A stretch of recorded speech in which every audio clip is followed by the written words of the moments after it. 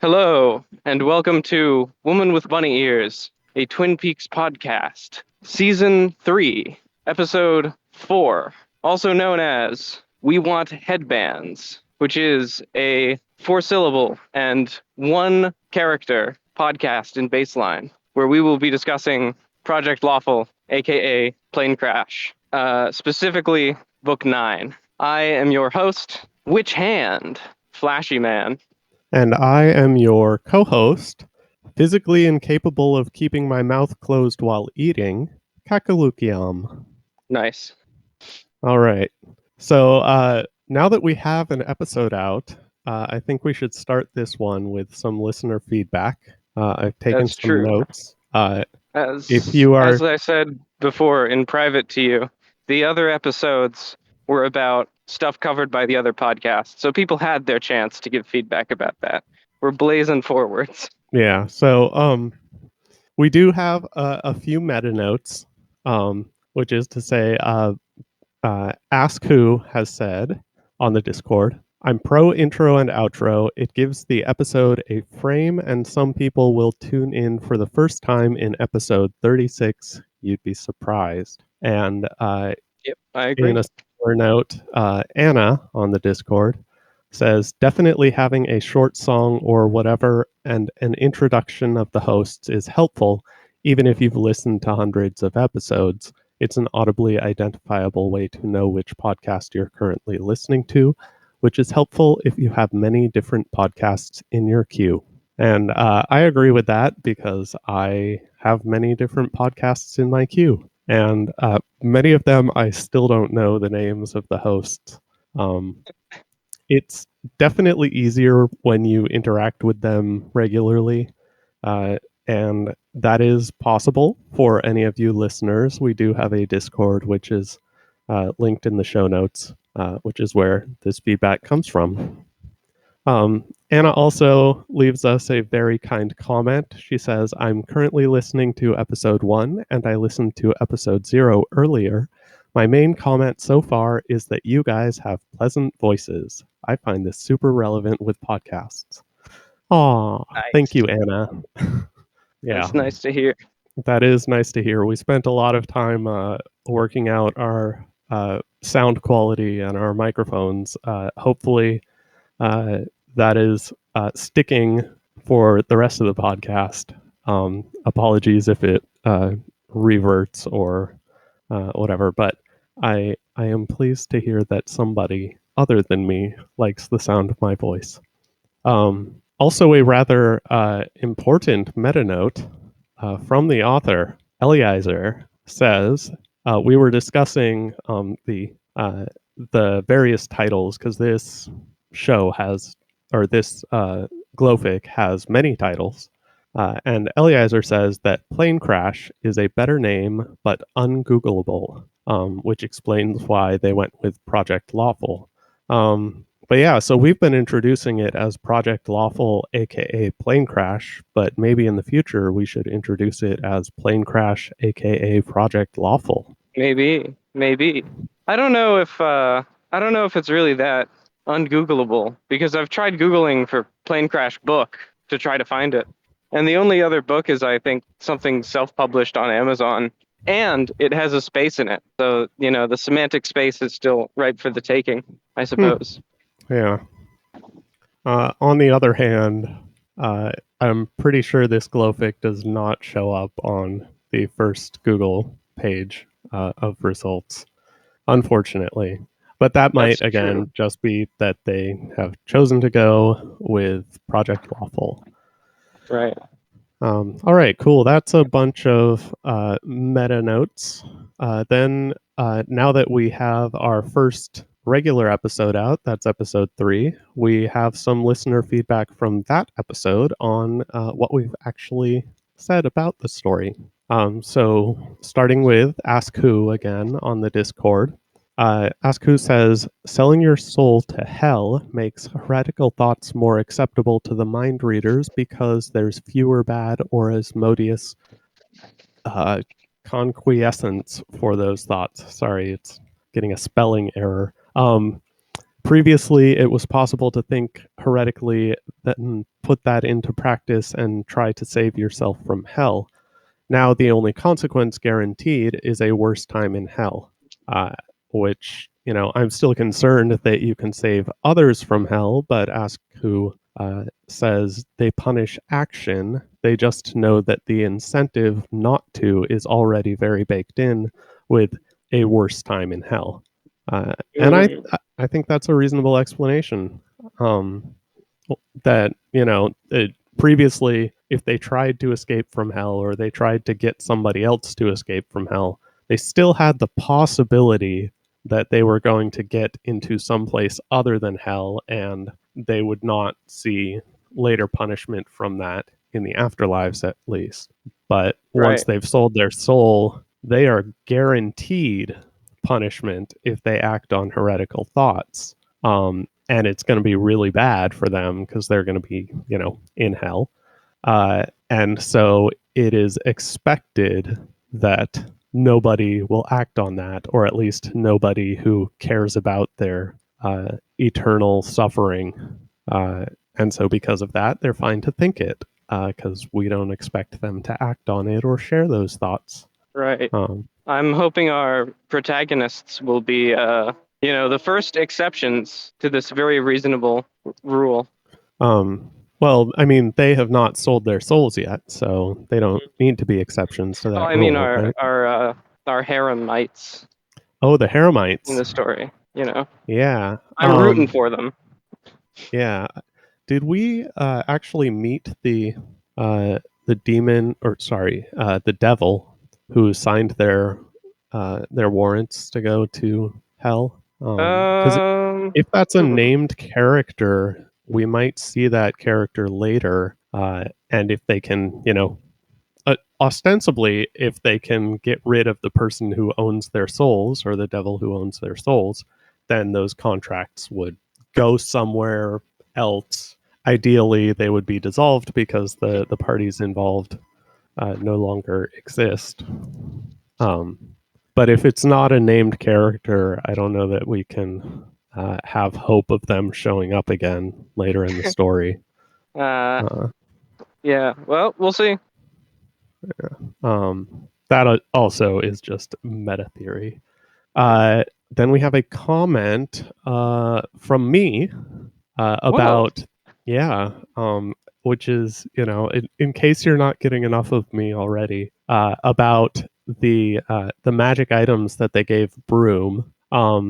I did some Googling, and it looks like the weapon he has is probably so it's not in the base Pathfinder item set by its name, which is Oh, really?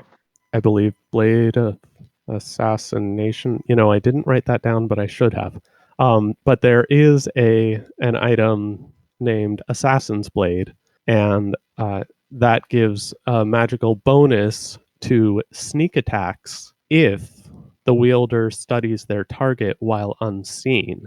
So, this is, I think, the obvious purpose of giving this knife in tandem with a ring of invisibility, because, the knife only works if they're unseen. The invisibility allows them to be unseen. And this supports my disappointment when they agreed to basically to let Keltham demand that Broom not be invisible. Hmm.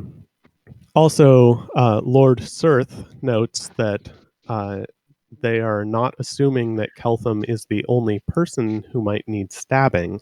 They told Broom that if he felt a sudden compulsion to kill someone, he should do so, and they wouldn't be surprised if Keltham taught something info hazardous and an unprepared student flipped to Rovagug, Yeah. which, yeah, so it's not just Keltham that, like, we need to worry about. Like, Broom should be watching everybody, and the Asmodians should be concerned about Broom's ability to get the drop on anybody. So it would be one thing to let Keltham see Broom, and keep him invisible from everybody else who's already, they're used to invisible security being around there.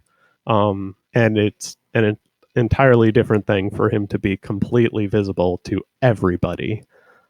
That just makes it even more difficult for him to do his job. Well, I And imagine he'll be allowed to be invisible when he's not being visible on Keltham's orders the rest of the time, but I don't know how useful that's going to be. yeah, I think somebody, I didn't find the quote, but pointed out also that he could go invisible still. He's a halfling slave, and everybody other than Keltham is used to slaves just sort of being around, that they might not even notice if he disappears. Uh, and so he could still disappear and then put the invisibility ring on and then be able to do his business. So there is that, you know, little bit of potential support for for him and for letting him be visible to Keltham and not worrying about him being visible to everybody else. And actually, I've said before some of the skills in the homebrew role playing systems that I've played. This relates to another skill, which we have entitled Insignificance, which is a skill or spell that basically means that people around you assume you are basically part of the scenery. So, like that, halfling slave that people are used to having around and don't even notice. And so it makes it easy for you to sneak around without actually being invisible, which I used to great advantage in a character in a previous campaign who was a janitor by background before becoming a secret agent. So he was really good at the insignificance skill even before he got magic to support it. Nice. Anyhow, that has nothing to do with this particular setting or system. I just think if I were playing that, I would give that skill to Broom. Very cool. So I also have a note. We have some more listener feedback from the hosts. This time, Flashy Man has something to say. Oh, yes, I do. I don't remember if there's any particular order I was planning to go on these things. Wait, what feedback are you talking about me giving? So I don't know if you told me the second, but I know one of them was another comment from Eliezer. Oh, right. Okay. So that's not actually feedback from me or anyone at all, actually. It's an unrelated comment that I just thought was interesting that happened in the interim between the two podcasts. And the reason why it happened was that I was in the Discord and I was posting about how if I were to typeset the book, which was a topic that had come up, I would replace all of the hyphens that you see being used as like separators between sentence fragments and clauses. I would replace those with the M dash, which is the proper typographical character. One which Just I because. greatly appreciate as a former editor myself. True. Everybody loves the M dash. And then, in a surprise twist of fate, Eliezer himself, the first time he had ever spoken in this server, piped up and mentioned some backstory about it that I thought was interesting. Again, because I'm a guy who's interested in like hyphens and stuff, which is not very widespread. But I'm just gonna say it. We've got It's my two podcast. hyphen and M dash fans on this podcast. That's true. Who'd have thunk? Statistically, we are the most likely audience. Anyhow, he mentioned there was an all tags channel on Eliezerfic where glowfic tags got posted into the Discord. And when I went to try ampersand M dash semicolon, which is the HTML code to put an M dash in, which makes sense because the forum is in HTML. Back to his comment, it would get silently deleted from the messages transcribed to all tags. FYI. That wasn't the original reason I just use hyphens, which is down to keyboard's inconvenience. But it did prevent me from changing that. So I just Yeah. thought that was neat. That is neat, and I had missed that comment initially because it was, I believe, in the spoilers channel, Right, which I was avoiding. right. But Although, once the ironically, podcast ended, there I ended up. you did post like 3 posts after that. You were the third post Oh, I after did. that. Yeah, Okay, I was I'm just lying looking at to it now. I was lying to you. I Okay, mean, yeah, I remember maybe you having didn't. a lot of discussion about that. I did not exactly remember that comment from Eliezer, but I have a terrible memory, so that's why I'm Sure, taking notes for this podcast, and that's sure. why I'm making a podcast in the first place. It's so I can look back and have a record of my existence, Nice. and also for all of you, all of your enjoyment, dear listeners. Enough sentimentality. Back to punctuation. Oh, My next thing I'm gonna try to get an answer to, which, much like the hyphen thing, doesn't need an answer. It's just a thing that I noticed, is that both of the authors who are writing Planecrash, if somebody needs to make a statement, like in dialogue, that takes more than one paragraph, they have different styles of doing that. And Lintamanda puts one open quotation mark, and then at the end of all of the paragraphs puts one closing quotation mark. And huh. Yarwain quotes every paragraph individually. Interesting. Neither of those are the way I believe is most standardized, which is an open quote at the beginning of every paragraph and a close quote only at the end. You That said is true. Lintamanda puts a close quote on every paragraph? No, only the final paragraph, Oh, okay. which So, is sort of the more natural way to think about it, in my yeah. opinion. Yeah, But it they're looks very weird to me, and it took me a while to get used to it when I first saw it. Back in my schooling days. right, Uh, but eventually, I got used to it, and one of the reasons is because I noticed that in dialogue, uh, having the close quote at the end of a paragraph and having the paragraph break there as well is a very good indicator that you've got a different character talking, right, and that is very helpful if you're writing dialogue with two or more characters. Um, I right. have I have read some books where I have been very frustrated because the scene has had more than two characters, and the author has not named the characters in alternating paragraph. So I have trouble attributing each statement to a specific character unless there is a very clear meta clue, or not meta clue, contextual clue. Uh, so if you are an author, take note. Attribute your quotes to characters if there are more than two in a dialogue.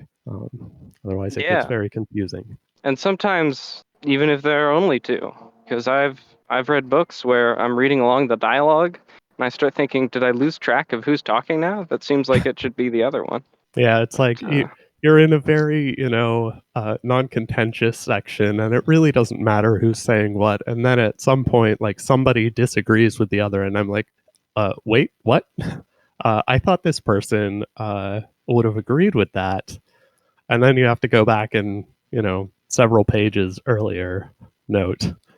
All right, this used to be an argument once upon a time. We did have distinct characters. Right.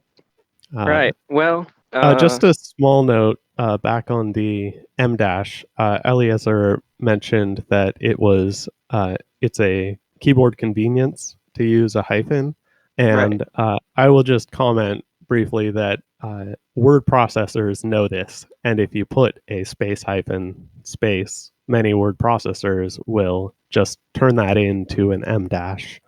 Wow, Uh, that's interesting. so that convenience is positively reinforced in rich text editors, but if you're typing in plain text, which I think is possibly how the Glowfic editor works, you won't get that Suppose help. so. So you do have to Yeah. like actively enter M dash if you want one. Hmm. See, I just use 2 hyphens in a row when I need one. That An and M that dash is and I don't have one. and that is how they did on typewriters, I think. Although Yeah. actually they probably, it would have depended on your typewriter because I think original typewriters were monospace because that's the Mhm. easiest way to do things, and so an M dash would be the same width as an M, which would be the same width as every other character, which would be the same width as a hyphen. So putting two in wouldn't make it an M dash; it would just be a dash.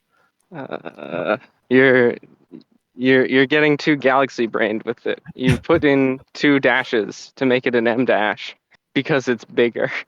Yeah. Yeah, I have thought way too long and hard about this, and Yes. I have more thoughts than I have opinions, Nice. Nice. or more opinions than I have conclusions. Maybe would be the thing.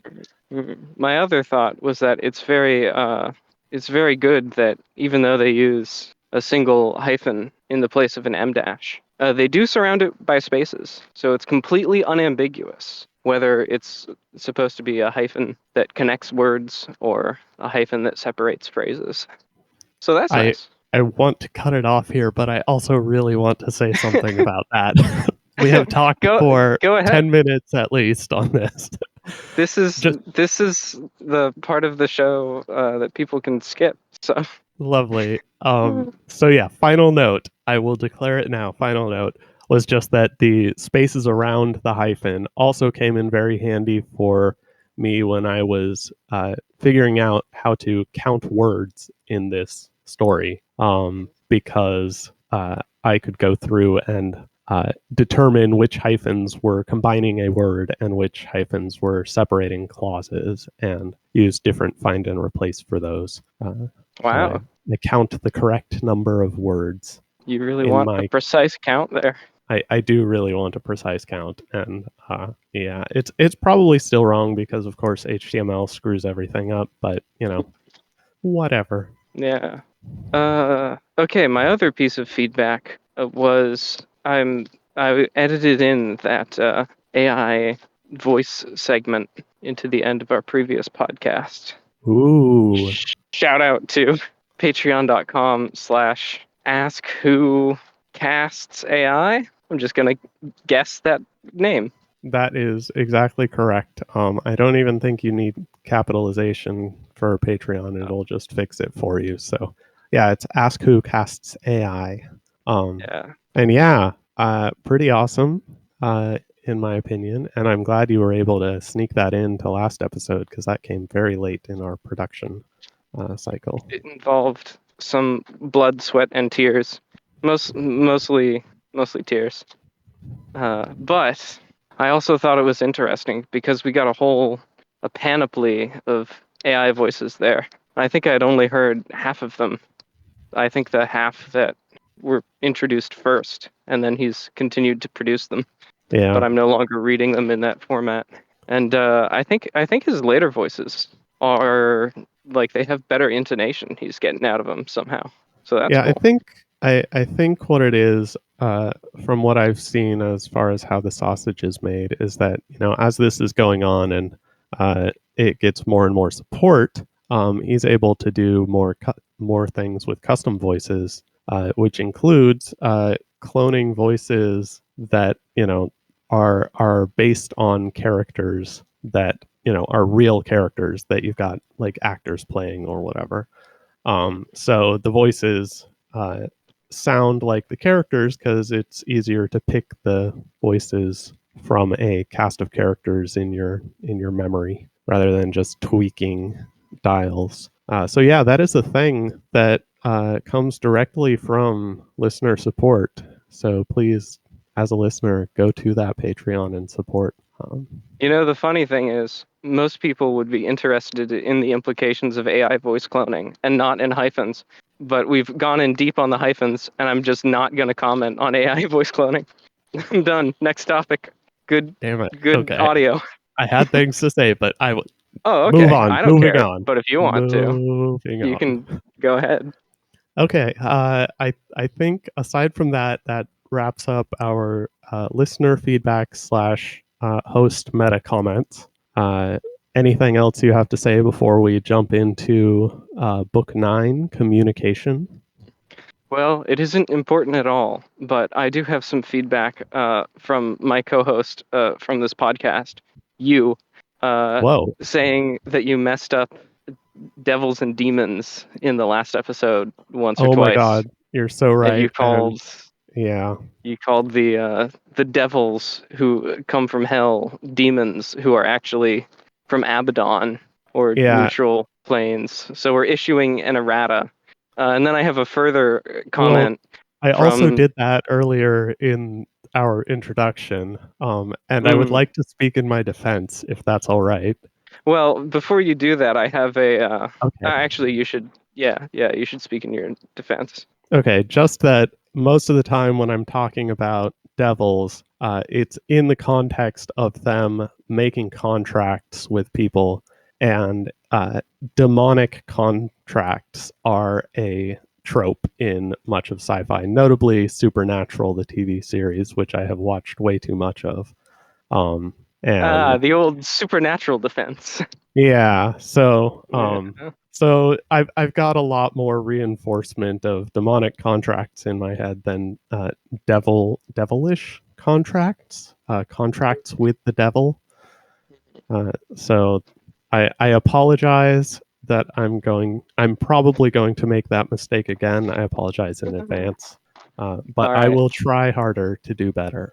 Well, I also have here some feedback from my co-host's co-host, me, Whoa. saying that, that's on the people who made Pathfinder or whatever, because those terms are synonyms, and they named them wrong if they wanted to get you to say them differently. Yeah, that is fair. I think they might also have considered, changing the V in devil to an F, just to follow in Tolkien's footsteps with dwarfs and dwarves, because they're very distinct, right? And people would recognize that there's a distinction if you just change one of the letters randomly. I suppose so. Are you trolling me? I am not trolling you. Dwarves is a word made up by Tolkien. Well, yeah, but it's a pluralized form, and it's well known that some words change their form when pluralized. That's right. We're into the grammar section of the podcast. We are, but the plural of dwarf in non-Tolkien world is actually dwarfs with an F Sure, still. So sure. Tolkien Yeah. did change that. I mean, Um, or the there are a lot of words that change, like truth and truths, if you want to, truths. voicedness. And then if you want to spell it with the other letter to indicate that. Yeah. My brain is currently not on visual recognition of spelling at the moment. So I That's suggest we fine. move on from the Sure. grammar section. Sure. I'll just think in the back of my head about how they were going to call them defils. And that'll just sit with me. Yes. And we can move forward. Sure. Okay. So Yeah. now that we're away from talking about words and typography, we're going on to Book 9, Communication, completely separate topic. Yay. Yeah. Again, these are not part of the original story. I totally made up these titles, but it leads with chapter 75, which I have entitled Concealment. Mm. And here we get the follow up from the end of book 8. We have Keltham using the code that he has developed to pray for spells for the next day. Oh, yeah. And he made some last minute changes. One of the important changes that he made is he asked basically, do I need to use invisibility purge again? Which, goes back to what we were talking about earlier that, if Keltham needs to use invisibility purge again, he gets a sort of warning that either Atollmens is not the only invisible uh, faction to worry about, or that he should be worried about betrayal.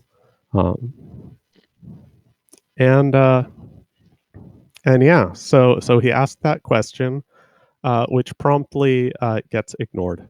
Right. Unfortunately, which I'm kind of sad about because I really liked that code. I think that was I think that was a cool idea. I do think he spent way too long, you know, too many words in the story developing it. I think we agreed on that last week. Mm. But I think it would be cool to see a communication between Keltham and Abadar more directly, because right now we don't really have direct communication between the gods and the mortals. I think the closest we have is Aspexia, I think. Right. Unless you count there being an actual uh, somewhat partnership agreement between the Queen and Asmodeus. But I suspect that's still via levels of bureaucracy between them. Sure. And the Queen wasn't the first one to sign that contract, so she might never have talked to Asmodeus. Yeah. As cool as I think it would be to have this code going on, because I think that would be, that would be a fun bit of intrigue. He's getting a bit, and then he's like, I have to use this bit to figure everything out. I guess, maybe he would figure everything out too quickly. And then also, I enjoy the in-universe reason that, like, of course that's outlawed. There's a spell to do that. You can't just do it a different way. Yeah. Against the treaty. So before we get to his spell list, which comes a little later in the chapter, I have some notes about the spells he did or didn't get. So I guess first, the technical reason why Abadar shouldn't do this is because apparently there is a pre-existing god agreement that they should only talk between gods and mortals using very expensive spells, like the fifth circle spell Commune, or Commune. Sorry, I said Commune is not the same. Commune, which takes 500 gold pieces worth of special incense. So that's a very expensive spell. However, let's see. There would also be a problem with that from Asmodeus and Asmodean's perspective, in that the range of commune is personal, which means it would be hidden information that Keltham would get and they would not get, for one.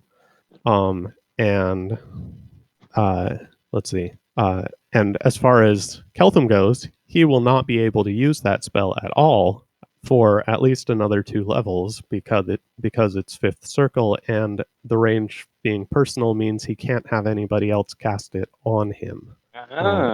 So we have to wait for him to get direct contact with Abadar. Unfortunately, this was a brief hope that we could get it, but sorry, God agreements refuse. Right. I also see that there's a little Nethys segment in here, which I forgot was in here until now. Oh, for context, Otolemans is saying, Otolemans is becoming increasingly worried about what Asmodeus is planning, if it is not simply containment. If the surrounding natives are withholding information from the anomaly mortal as part of a plan by Asmodeus, then perhaps it would be better, after all, if Abadar told his mortal not to. And then Nethys cuts in with a tag. Nethys would like to say hi again. Nethys knows you're looking in this direction. Nethys knows you're wondering whether Nethys really has a plan that encompasses all of this chaos and is leading up to something interesting. And if Nethys does have a plan like that, what is that plan's objective?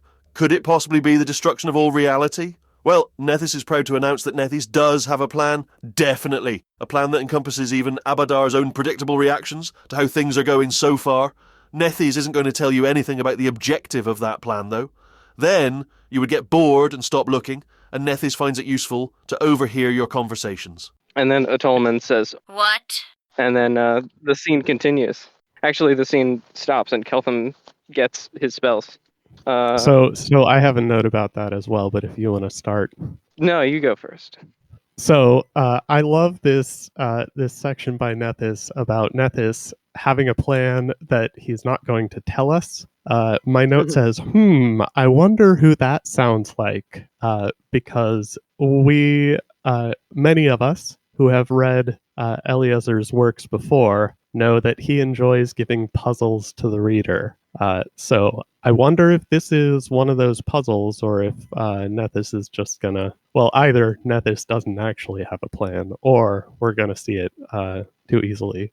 But I do wonder if Eliezer expects us to deduce it from clues. Well, I mean, I have my guesses about what his plans are that are Mhm. basically based entirely on this scene and the previous scene Nethys was in.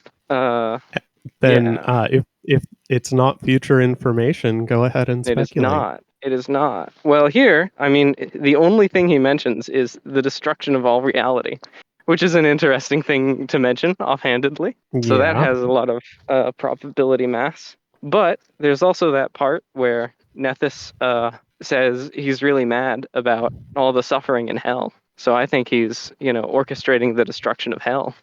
Yeah, I was thinking something along similar lines.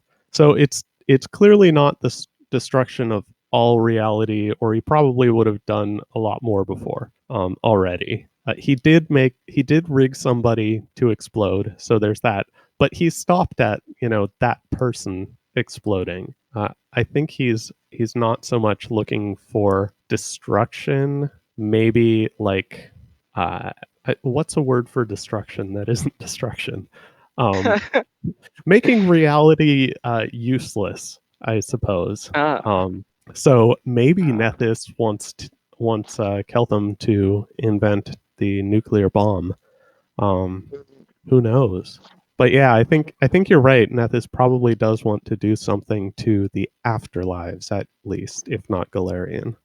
Yeah, I think it's kind of like whatever plan he has going on right now is a Rube Goldberg machine, and it's only going to work because he's omniscient or something. And Mm-hmm. so, my best guess right now is that Broom is going to be invisible and then stab Ione, who's going to explode, and somehow that's useful.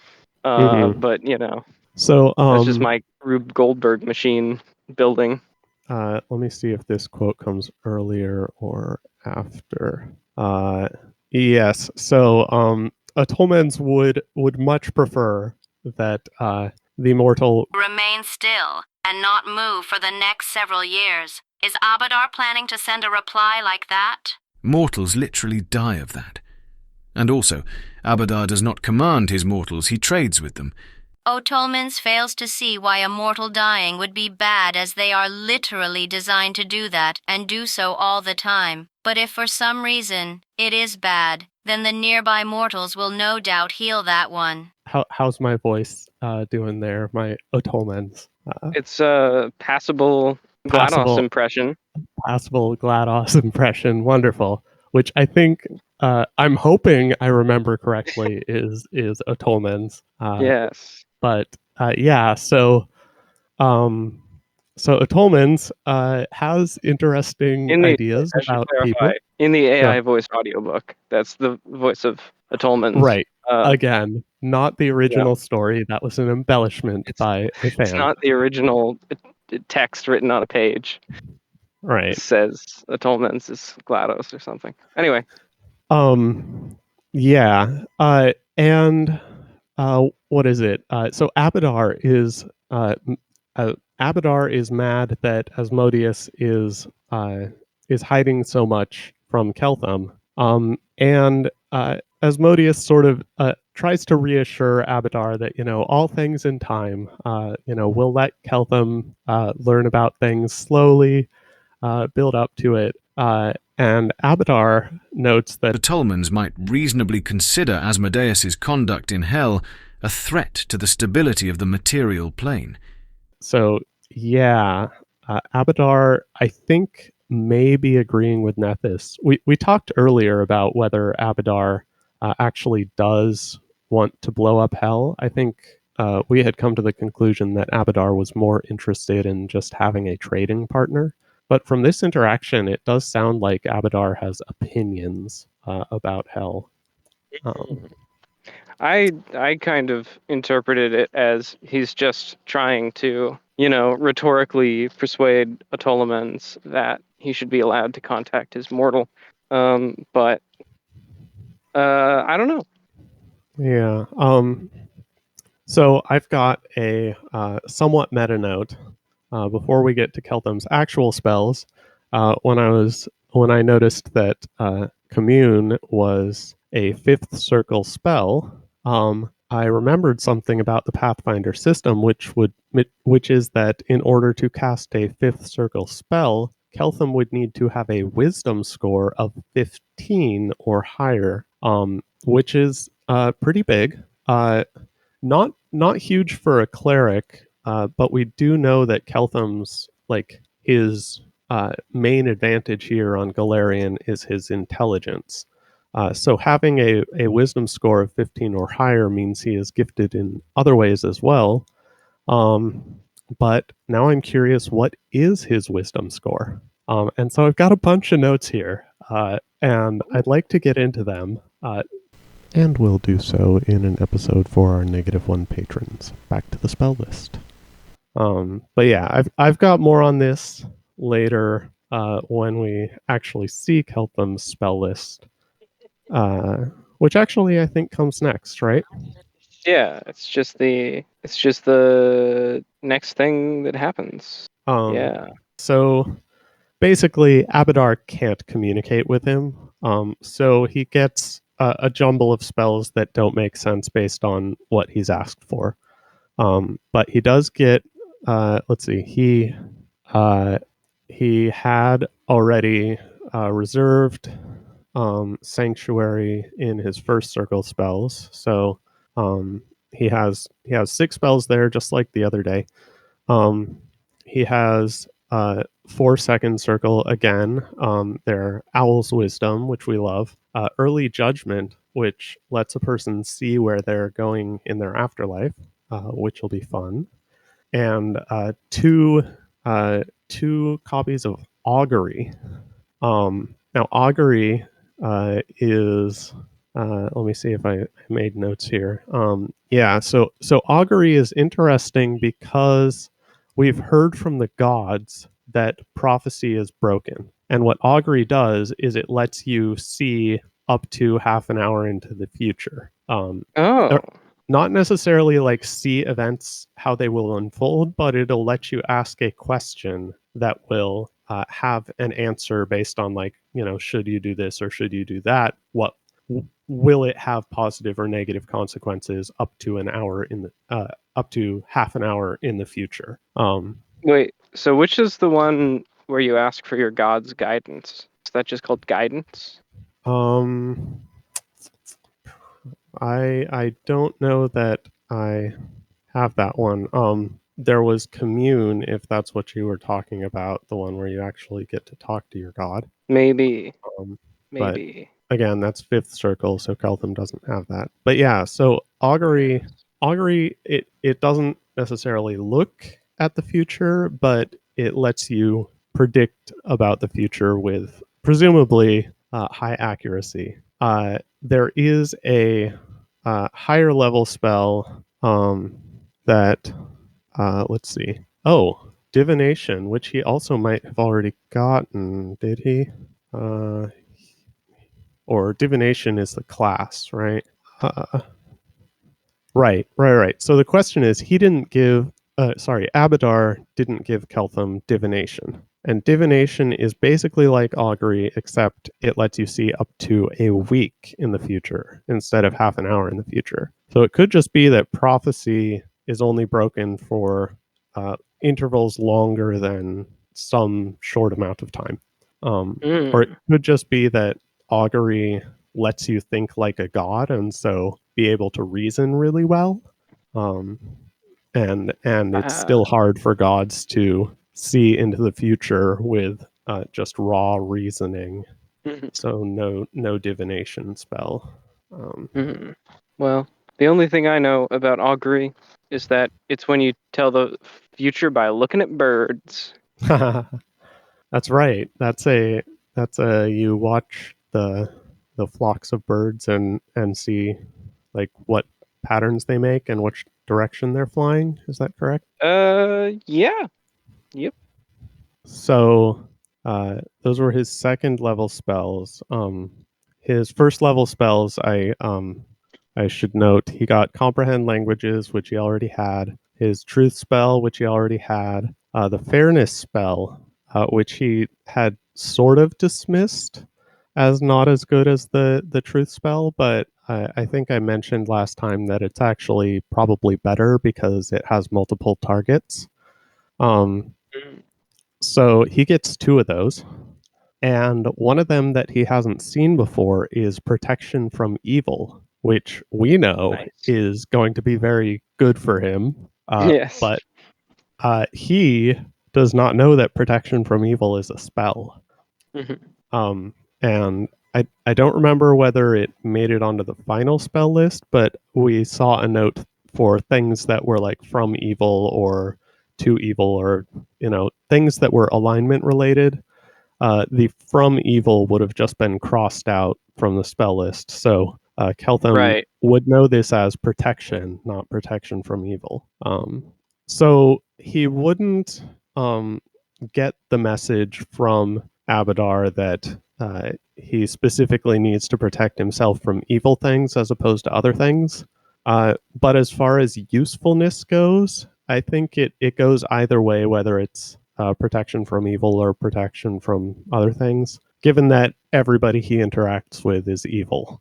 I think there may have been an exception or two once somebody got oracled, because they won't be evil anymore. They will register, at least I believe, as far as this spell is concerned. They'll register as whatever their god is. But other than those, I think they're doing a pretty good job of making sure everybody he interacts with is loyal Asmodean, which means they're going to be evil. So same thing either way. Then I love the choices of third level spells he gets. So he gets some more sort of mind reading spells, but not quite mind. He gets detect anxieties and detect desires, which he's been having detect thoughts cast around him constantly, which is just the spell that lets you read people's surface thoughts, and so they've been using it sort of as a poor man's telepathy to let security know what's going on. But that spell is not available to clerics. And so instead we have detect anxieties and detect desires, which are the same thing except for charisma stuff and wisdom stuff, whereas detect thoughts is intelligence stuff. Did I mark a special note here? So it may be that the intention here from Abadar is that, like, if Keltham knows there's a 6 stat set, there's a set of 6 stats on the meta level, and that wisdom, intelligence, and charisma are the 3 mental stats. If he gets a wisdom and charisma detection spell, then he will deduce that there's an intelligence related detection spell, and the most likely candidate, given anxieties and desires, would be something like thoughts or reasoning. And so this would let him know that there is a spell that lets you mind read, which I see. I don't know if he explicitly knows that yet, or at least not I forget. that. But even if he does explicitly know it, this would let him know that it is available to third circle casters, or at least it's probably available to third circle casters, which means security and more powerful, at least. Because I don't think Carissa is third circle yet, right? I don't remember. Maybe she is. The Haremites aren't, I'm pretty sure, because there was a threat about, like, you'll never make third circle if you don't do what I say, something like that. Yeah, I forgot. In all the excitement about how Keltham can't devise a code to tell his god things, I forgot that his god is still allowed to sneakily choose spells to tell Keltham things. And because he's a god, he can he can just like, take the part of his computation that knows about Keltham's code and just throw it away. And then say, okay, back to my plan. Back to my plan. Yeah, it's interesting because he's technically not communicating in the way that commune would give you, because commune is specifically, I think, two-way communication, and so it would be he's getting a question from Keltham and responding to that question. So here he's explicitly not responding to Keltham's question, but he is still telling Keltham things, which I guess is allowed. And speaking of things that Keltham might not have considered, but that Abadar has some idea about the usefulness of this spell, he also gets Summon Monster 3. Nice. Which, what do you think about that? How could Summon Monster 3 be useful for him right now? Well, I sort of forget, is it any particular monster? Summon Monster just lets you have monsters up to a certain difficulty class or something. There's like a list of what monsters you can summon, and the spell will let you summon any of them. Oh, okay. So it doesn't have to be like an aligned monster. I don't know about the alignment, but I don't think so, because monsters aren't always aligned. Though I think most monsters are evil or at best neutral. I don't think you get good until, as far as non-human combatants goes, until you get to outsiders, I think, which don't usually count as monsters. Maybe I could be wrong. Yeah, I guess if Keltham is the sort of thing that's like an outsider, you wouldn't really expect them to be monsters. Yeah, so summon Monster 3. I guess, you wanna get into anatomy? You wanna make a distraction? You wanna fight Yeah, a we monster haven't. for some reason? So he has gone into evolution a little bit when he's talked about the divergence between Dathalani and Galarian humans. So maybe this is to go way back. But all right, as far as Summon Monster 3, I've got the list here. What you can summon is a giant soldier ant, an ape, an auroch, which is a herd animal in I feel like we're parentheses. going in alphabetical order and we should just stop. Oh, there's not that many. There's Okay, like go ahead. 18 or so. A boar, a cheetah, a constrictor snake, a crocodile, a direbat, a dretch, which is parentheses demon subtype chaotic evil, Whoa. an electric eel, a Whoa. yes, a lantern archon, which is subtype good lawful. So I guess we have our answer about whether they're aligned. Yes. And a leopard, which is, in case you didn't know, in parentheticals it says cat. Oh, good. Yes, just a reminder: leopards are cats, guys. A monitor lizard, a shark, or a wolverine. So I don't know if any of those sound like particularly useful on a meta level, like as far as just communicating information by being able to summon these goes. Except for the aligned monsters of the Dretch or the Lantern Archon. That's true. Even if you summoned the Dretch, I don't know anything about him, but maybe he's like a extremely just straightforwardly malicious. Can't even hide it. I'm so evil. I'm going to eat your eyes. Yeah, I mean they are demons. They're chaotic evil. They have. Do they have their stats here? Intelligence 5. So you're probably not going to be able to reason with them. So that's stretches. Can they even talk? I don't think. No, they can't talk with their mouths, but they have 100-foot telepathy. Oh, wow. Which is limited to abyssal speaking targets. So they can understand abyssal, and they maybe can telepathically communicate in abyssal, which I'm pretty sure is a chaotic evil language. But yeah, so the thing is, since those are chaotic evil, they're probably not going to be something that like will give him information about hell. But I was going to say Zon Cathan, but then wait, Zon Cathan is lawful evil also. So yeah, I don't think there's much use in that particular summon. However, Wait, you mentioned. Go ahead. who's the god of Abaddon? Uh, I'll just Google it, I guess. Yeah, just Google it. It's was that Rovagog? No. Yes, maybe. Ah, the Jehovah's Witnesses also cite Revelation 21 through 3, where the angel having the key of the abyss is actually shown to be a representative of God, concluding that Abaddon is another name for Jesus after his resurrection. Thanks, Google highlight Yeah. of Wikipedia. A completed circuit. Divinities. There we go.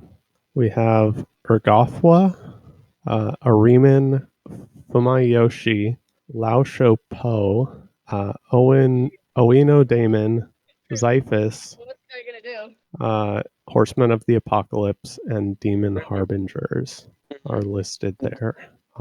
Well, so nobody we're interested in then. Yeah, I don't think that's anybody we've encountered, at least not as a deity of interest. But one of the annoying parts of this story is how I was learning about the gods of Pathfinder at the same time as Keltham was, and so there's a god named Abadar, and he has a home plane, and it is not Abaddon. Yeah, that really bothered me too. Yeah.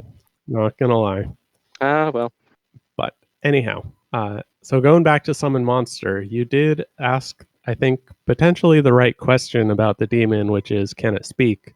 Because, on the other hand, the Lantern Archon has intelligence of 6, which is only slightly better, but it can speak Celestial, Draconic, Infernal, and True Speech. And I'm pretty sure Draconic is not your devil language. I think that's dragon language. But I think Infernal is Infernal language. Chinese. Yeah. Well, I'm going to go on that assumption without looking it up further. So yeah, it is quite possible that this Lantern Archon will let him get some knowledge about either the heavens or the hells. Although, on the other hand, now that I think of it, I believe summoning works across planes, which means it would be blocked by the forbiddance. Oh. So or bad. Yeah. That's interesting. So if he's being given Summon Monster and Summon Monster is blocked by forbiddance, he knows, Keltham knows that Abadar isn't dumb. And so Abadar probably knows that there's a forbiddance up.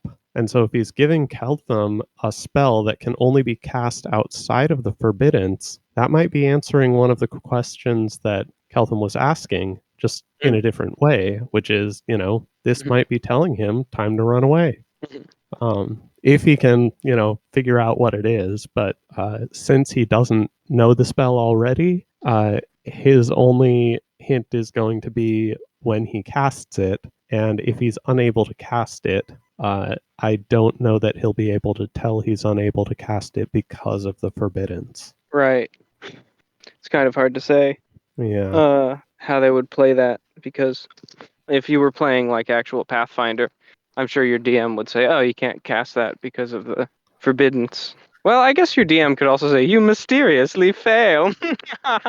Yeah, DMs vary wildly depending on how much they think their players can stick in character. Like, good players will be able to separate their player knowledge from their character knowledge, but that can be very difficult. So yeah, DMs probably wouldn't say that unless they were either trusting of their players or did not think of that.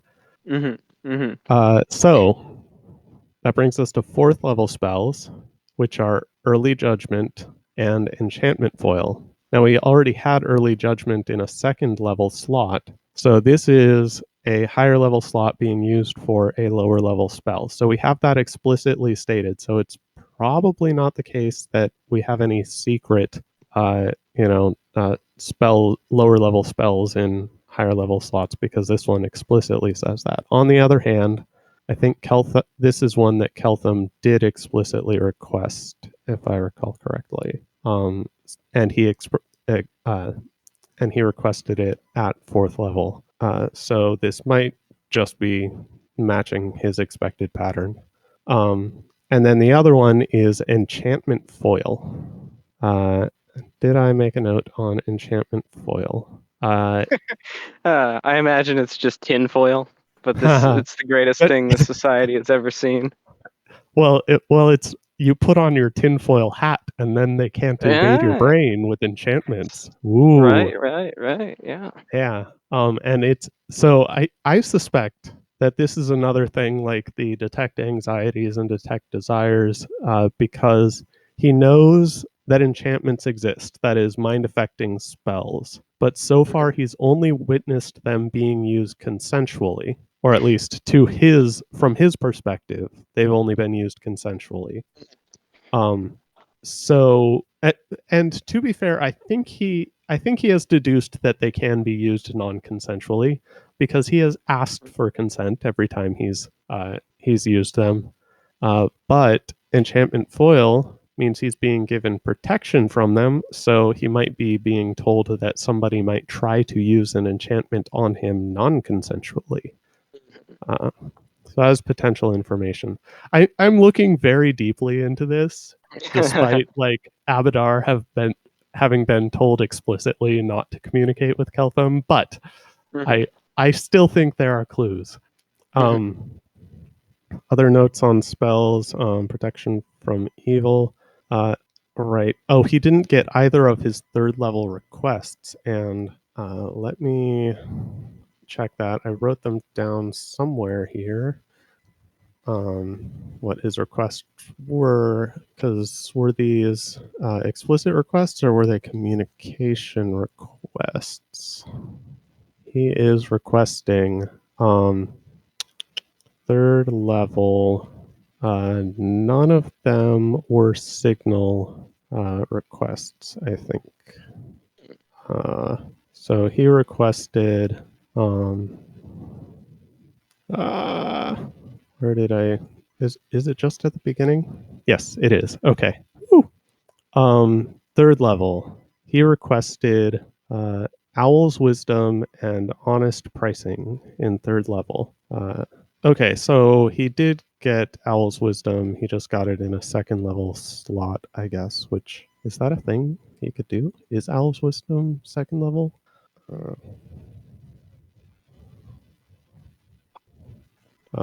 Yes, it is a 2nd level spell. So he requested it in a 3rd level slot. So that's on him. But he, let's see, and he did get Honest Pricing also. Okay, so he did get what he requested for his 3rd level spell slots. He just got them in earlier level slots as well. So that was wide open for communication. Oh, have you covered all of the spells? Yeah. Spells, yes. More speculation about his wisdom score. No. Yes, exactly. That's what I want to hear. How does this Okay. affect the math? How does this affect the math? So one thing I didn't mention about the spells, because it's the first important thing, is that he only got 2 orisons, or cantrips as he knows them from wizards. He only got Detect Magic and Guidance, which he only requested Detect Magic and Guidance. So that's interesting. Maybe he was keeping other cantrips, but I think he had both of those before, didn't he? I don't remember. Anyhow, he only got 2 cantrips explicitly, which he had 2 in his signaling code. So if there were a total channel failure, we would still expect him to have 4 cantrips, because that's what they get. But the fact that he only got 2 suggests that Abadar is trying to communicate by not communicating, right? Because 0th level was supposed to be like part of his part of his signal, and Abadar isn't giving him signals. So maybe Abadar is signaling that he can't give him signals. I don't know. I don't know whether the form of the God agreement about this would be that you're only allowed to signal that you can't signal. But that seems gameable. I think it would be that you just have to, do the God thing, completely Yeah. ignore Kelp's code. But okay, so his two signal spells that were not given to him were light for go ahead and teach and create water for stall. So he has been told neither to go ahead and teach nor stall, nor total signal failure. And I'm concerned that Keltham didn't notice this because he knows that he can have 4 cantrips. So this is like this is one of the bigger like why is he only getting why is he getting this spell, or in this case not getting these spells. But I'll just let that go. Maybe behind the scenes he's keeping one of the spells from yesterday. His 6th first circle is Sanctuary. He only has 4 second circle spells. And so I wouldn't expect Lintaman to make the same mistake twice. So either the 4 second circle spells means he doesn't have a bonus spell for +2, which means he's 12 or 13 wisdom, or they've house ruled. Or, dun dun dun, Keltham may not have been receiving all of his domain spells. I see why you messaged me earlier saying that you had spent a lot of time cracking open the Pathfinder books and researching things. Oh, yes. Oh, yes. Yes. Well, walk me through your explicit Bayesian calculations about Keltham's Wiz score. No thanks. You've heard enough on that, I think. I think most likely is he's 18 wisdom. Nice. Which I would not see him as 18 wisdom from behavior or inner thoughts. But I am also different from Dathalon, so. True. I imagine this kind of thing is what Yarwain meant when he wrote Nethys finds it useful to overhear your conversations. I want to know like how much of this is a puzzle. Yeah, and how many clues there already are if we just knew how to look for them. Maybe not though. In percentage wise, we're just getting started. It's also interesting to me to have read this and then have realized that this piece of fiction was written with an audience already at this point. Whereas in my mind, I was kind of thinking like, well, they probably wrote a lot of it before anyone was paying attention. But I guess people were paying attention in real time, and that's pretty cool. Yeah, that's. I do wonder kind of how the readership graph would look. I imagine that's probably not a thing, but I actually don't know. You don't know much about Glovepig, do you? No, I don't. Yeah, I was just wondering whether there's a place for discussion other than the Discord or the forum below. Because if it's just either of those, we could actually see how the readership, as far as interaction goes. I do not want to take that exploration, though. I've got enough words to read. Data science later on it. See what the people are responding to. Also, I went back and checked, and I guess the Planecrash post 1 was posted in June of 2021, and the tag we're reading now was posted in December 2021. So it had already been going for like half a year. So half a year, which is, I think, not as long as this podcast, probably. I don't remember when the first episode of our predecessor, It Makes Sense If You Understand Decision Theory. Yeah, I don't remember when that started. My second point was going to be talking about how, my God, it must have been Must have been so, I don't know, what's the word for when you really want something and you can't have it? But it's not like frustrating exactly because you're looking forward to the thing. Kind of like tantalizing.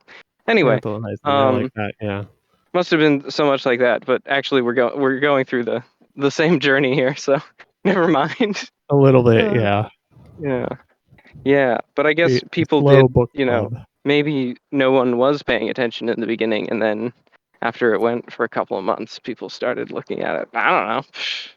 I'm just speculating. Maybe everyone was watching it from the beginning because they were like, Eliezer's writing more fiction. I enjoy this. Or I'm just a Glowfic guy in general. Right. I'm reading my daily Glowfic Gazette with all the hot new tags. Okay, so chapter 76. To take what you want. So I'm a fan of my titling for this chapter, but I don't know if y'all are gonna appreciate the same amount. I love having double entendre chapter titles, and this one definitely I think is a clever double entendre. I think I only got a single of the entendre. A single of the. What's All up? right, which entendre did you get? Why don't you tell me both of them and I'll tell you which one I got. So the first is the overt. Although which is overt, I suppose, depends on your perspective. The first is the overt, where Carissa wants what's in the evil bag of holding, and she does what she can to take it. And the second entendre is that Carissa has a conversation with Mylol, who lets her know that, you should not be teaching Keltham that that people that people submit to rough sex because they want to. You should be teaching Keltham that he needs to take what he wants out of sex. And Yeah, that's that. what I assumed the meaning was. Okay. So my impression of which of those is more obvious, I think, needs work. But I love making double entendres. So as I mentioned, Carissa goes to talk to Milo again, seeking correction. Um, and in particular, this time, she's gonna. This is a follow up because she decided not to get into her conversation with the queen, and instead she got a good night's sleep. Right. So now she's following up on that, and Milo, first off, confirms that Carissa, who was suspicious when talking with Queen, whose name I'm blanking on, but Abigail Thrune the second. Abigail Thrune. It's rough because it's also an A and there's an Aspexia, and frankly, I think I like Aspexia better than Abigail. But I was yes, going. Thrune. I should I was going to remember. mention a real human name that sounds a lot like the Queen's name, but that would throw you off further, so I'm not going to. It would. Don't think about it. Yeah. Don't think about it. So in her conversation with Abigail, Abigail asked her, "What would you do if Aspexia ordered you to kill me?" And Carissa's first thought was, "Aspexia wouldn't do that." But of course, that is not the correct response to that question. You have to take the premise of the question at face value, which is the thing that I find is very difficult to tell rationalists to do. Whenever you pose a philosophical thought experiment, the first thing they try to do is deconstruct the premise. Find something that is not being considered in the premise that usually runs up to this would never happen. And that's not what the thought experiment is about. And trying to correct that in a rationalist is very hard. But Carissa is doing a good job for herself because that's not the first thing she said. However, Milo says, maybe you should have said the first thing you thought. So she did a very good job of not refuting the premise. But on the other hand, in this case, the correct answer should have been, if Expexia orders you to kill Abigail, you should very quickly check that that is actually Expexia telling you that. You would probably be best to be very suspicious that somehow Expexia has been compromised, and that would be more important than deciding whether or not to kill the queen. They're And always Carissa, weaseling out of these things just because their world has shape-shifting magic and stuff. Bah. yeah, but I mean, that's the thing is, she can't contact Asmodeus directly. Aspexia is the closest to Asmodeus that she can probably get, but at the end of the day, she's still immortal. She's still human, and mortals can be, they can be compromised. They can be dominated. They can even be impersonated.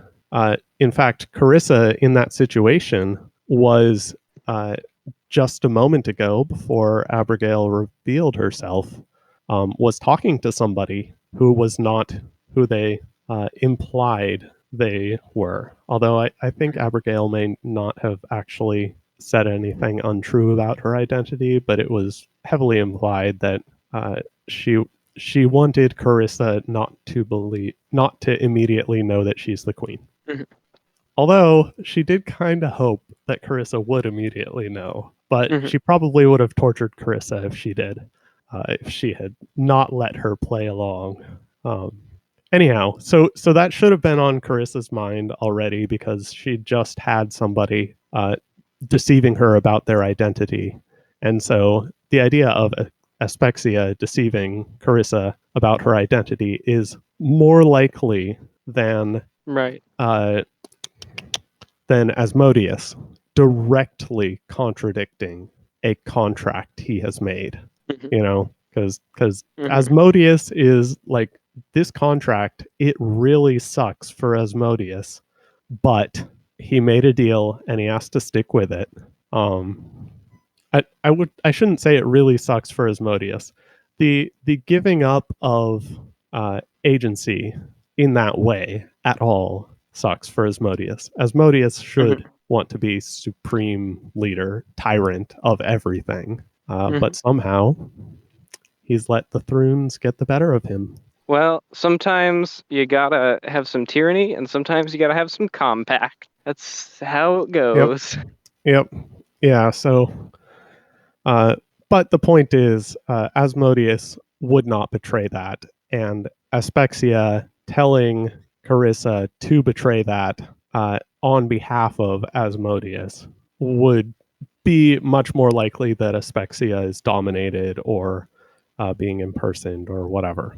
But Carissa didn't think of that, and so that is her correction, I think. Is that her first correction? Um, yeah, I believe that is her first correction. She didn't get like tortured for it, which I'm kind of disappointed about. But on the other hand, I like Carissa, but she is a masochist, so maybe she should have. Maybe not getting tortured for it was the punishment. Maybe the real punishment was the friends we made along the way. Indeed, indeed. Um, so a note I made before I had that conversation with Ask Who back at the beginning is that we get confirmation that there are inner circle people who don't have to worry about getting executed for heresy. Inner ring, I think, is the official title. Right.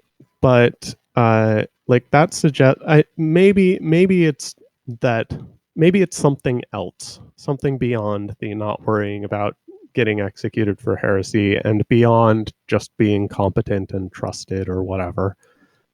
Because otherwise, like that, it would suggest that devilish contracts for souls are not a common thing. Because you'd think there would be a lot of people who would not have to worry about getting executed for heresy if you wanted to be able to run a tight ship, right?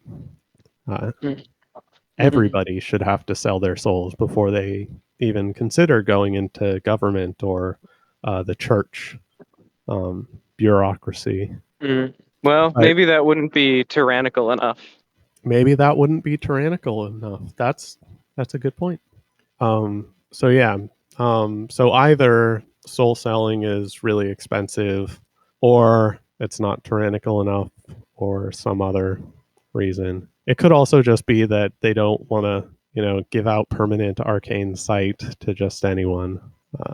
Only people who can especially use it well. And otherwise, the cost of soul selling is pretty high. Right. So do you have any other notes before Carissa goes off to stick her hand in the bag? So Milo tells Carissa that she's still basically an Asmodean, which really hurts her.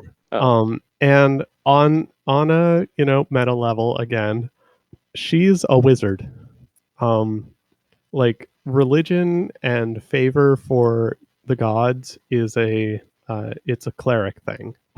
Yeah, she's very loyal Asmodean, but she's not part of the church.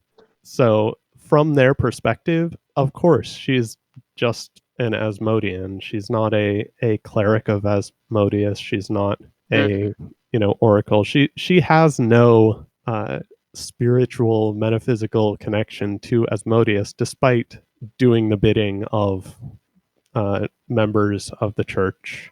So I don't know that she's considering that, or if she's just too proud. And she is very proud. She's a proud person. So yeah. And also Milo confirms directly to Carissa, who I don't think has been seen really thinking on the implications of this, but that Asmodeanism isn't just about making people better off. Which Right.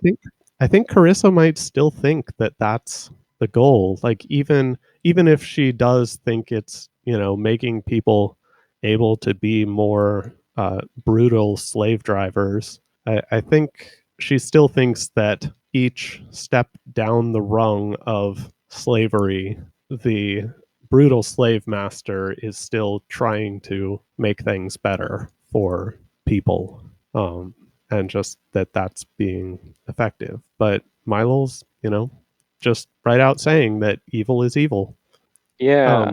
I thought this was a more load-bearing part of Carissa's dedication to Asmodeus, but she kind of doesn't really have as much of a reaction to it as I thought. Yeah, I was a bit surprised too. And although, let's see, did we see she also I think her not having a reaction was kind of the correct response, though. If this is hitting at her, it's just that she needs to take some time to think about it. She answers with, "I understand." And but yeah, this evil being legit evil thing, I also made a meta note here, because we as the readers have been fed the propaganda as well that evil is about making people better. And I think even from what we've seen of Asmodeus the god, I think even that is compatible with evil being about perfecting people, making them into devils and making the devils even perfecter and such. Would you agree? Yeah, I mean, we haven't seen that much of him, and when we've seen stuff of him, he's mostly doing things and not reflecting on his grand ideology or whatever. But like somebody reading this story could be forgiven for, at this point, being surprised that they're saying evil is evil. Right. Yeah. And especially given people who are familiar with role-playing settings could see this as just a subversion of the trope, sort of, because they know that evil capital E and evil lowercase e do actually serve different practical purposes. Lowercase e in the real world, we know that evil means bad. But like in Pathfinder and role-playing settings, capital E evil means you have access to spells that hurt people. Like it's a property of the game system. You're still allowed to play your character however you want. The GM might tell you, hey, what you're doing is probably going to trigger an alignment switch, which might itself have gameplay purposes. But at the end of the day, when you look at alignment in a role-playing system, it says more about what classes, spells, skills, weaknesses you have than it does about how your character acts. Mhm. So I think until this point, we could just have believed that, you know what, yeah, this is, in this story, capital E evil is just a categorizer. But here we have it confirmed, guys. Evil is evil. And I said on a meta note, here's my special meta note is that this is written by Eliezer, who wrote Harry Potter and the Methods of Rationality. And in the lore of Harry Potter, Quirinius Quirrell is Voldemort, who is a very evil person. But in Harry Potter and the Methods of Rationality, Eliezer does a very good job of getting the audience on his side to the point where many people suspected that Quirrell wasn't actually Voldemort. And it's just that, Eliezer is that good at getting inside people's heads and making them believe that like this is a thing that I don't want to say reasonable person, but like this is an internally consistent idea that given particular evidence, given particular backgrounds and inputs, you could imagine being that person and agreeing with that person. And that person does not match with Voldemort in the source material. But it was supposed to, Eliezer was supposed to be like Methods of Rationality was a cautionary tale, I think we should say. And so, at some point we need to remember that there is source material for this. Just like in Methods of Rationality, you should remember that there's a source material and that these characters are actually these characters. There's a divergence in certain places, but fundamentally, these are their roles. I haven't heard Don't from listen you to in a while. him. Anything could happen. Anything could happen. Yeah. So, yes, they I've have. got a little more. Oh, okay. I think another is that Ferrer confirms that the church sees Dathalon as lawful good, specifically. Good, not neutral. Yeah. Which means that Keltham, despite having done many things compatible with evil, they understand to be an, I don't want to say outlier, but like they understand well enough what likely brought him to being the person who he is. And that is lawful good.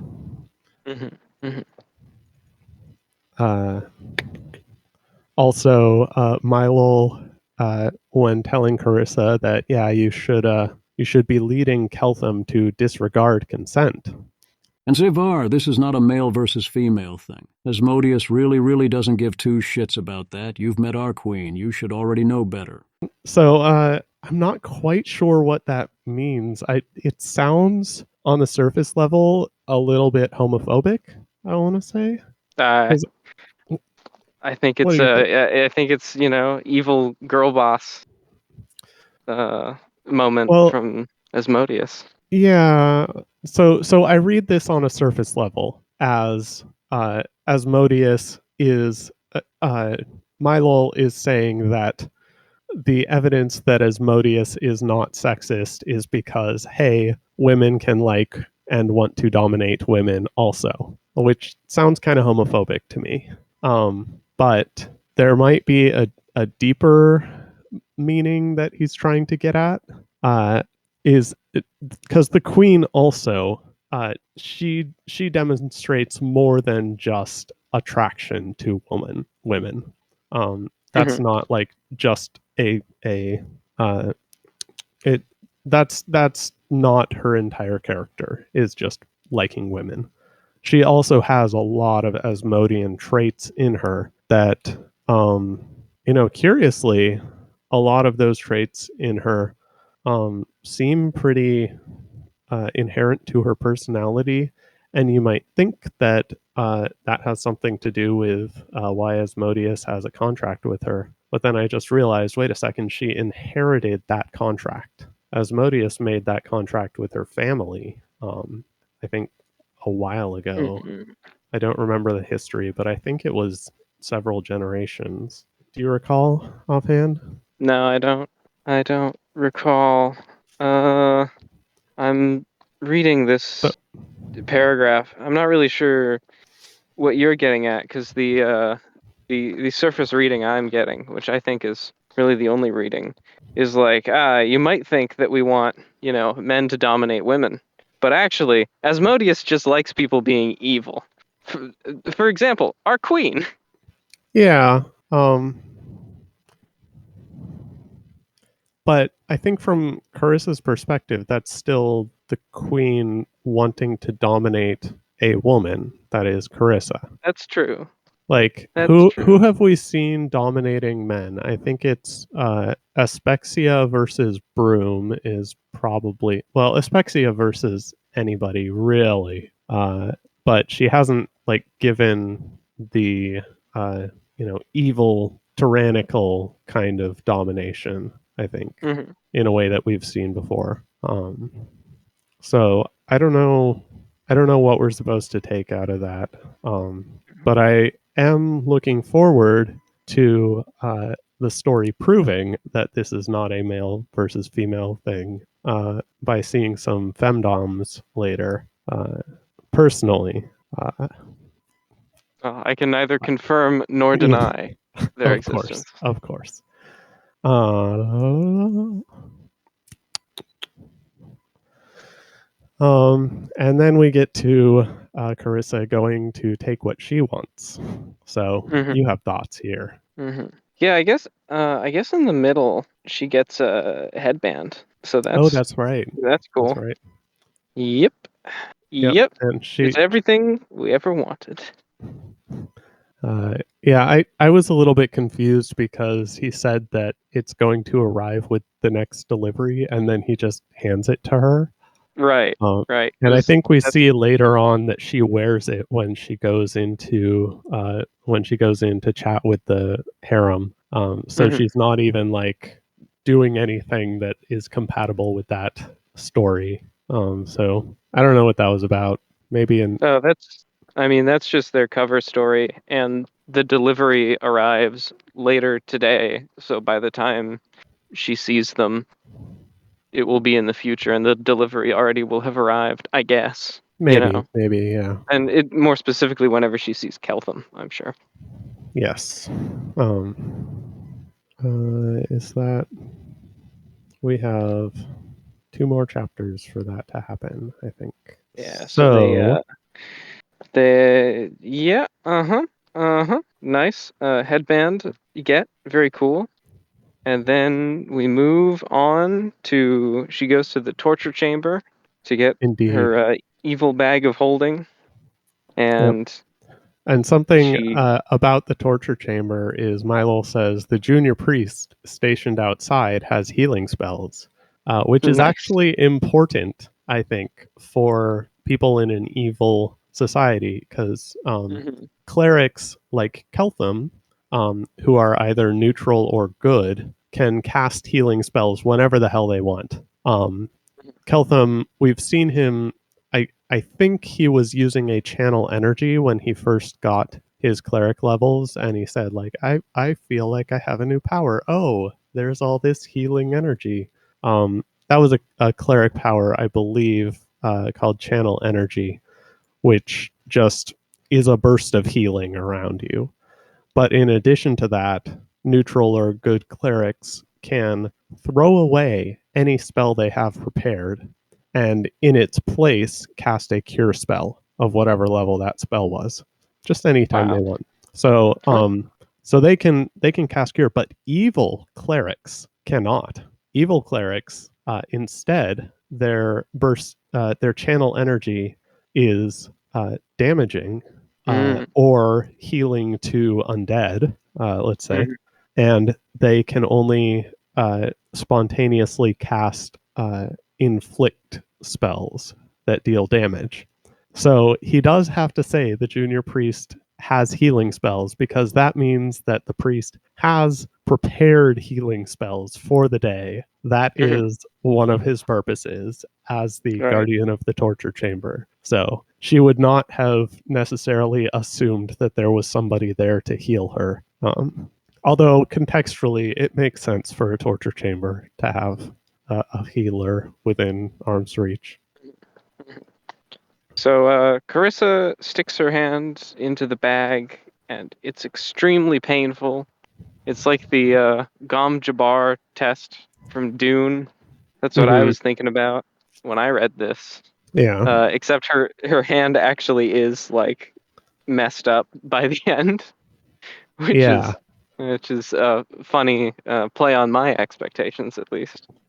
Yeah, I was actually surprised by that as well. I figured it would just be pain, but yeah, she actually does get damaged by this. And this is also so we probably shouldn't describe it, because this is one of those situations where the authors have decided to stick the information in spoiler tags, and it's just a few lines, but they spoilered the torture details, so you don't have to read them if you don't want to. Suffice it to say, it's painful, and it actually does damage her hand. As Bane once said, it would be extremely painful. Indeed. And we do get confirmation that, like, positive confirmation, as opposed to just her saying it, that Carissa is a masochist. Because she needs to specify that this pain is more than she would like. This is unpleasant even for a masochist. And she was, I think, not expecting that, being a masochist, but yeah, she takes it. She keeps her hand in the bag, and it talks to her. Also, I don't know whether it was mentioned that. So the voice is from Abigail, but I think it's not mentioned, but it is potentially suspicious, or it is a indicator that it's not actually Abigail talking with her, because there is still a forbiddance here, and I think Abigail would have to actually be well.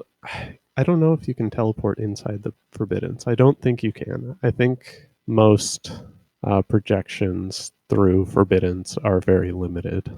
Although we have seen mind reading and telepathy, but that's not actually traveling through the area. So, Well, Yarwain specifically notes, depending on how much spare brain power Carissa has, admittedly with her intelligence headband, she may note that at no point does the voice address her as Savar rather than just you, which I thought was an interesting detail in an interesting voice to throw out there. Because it does imply that it's just like, this is the recording she put on the bag.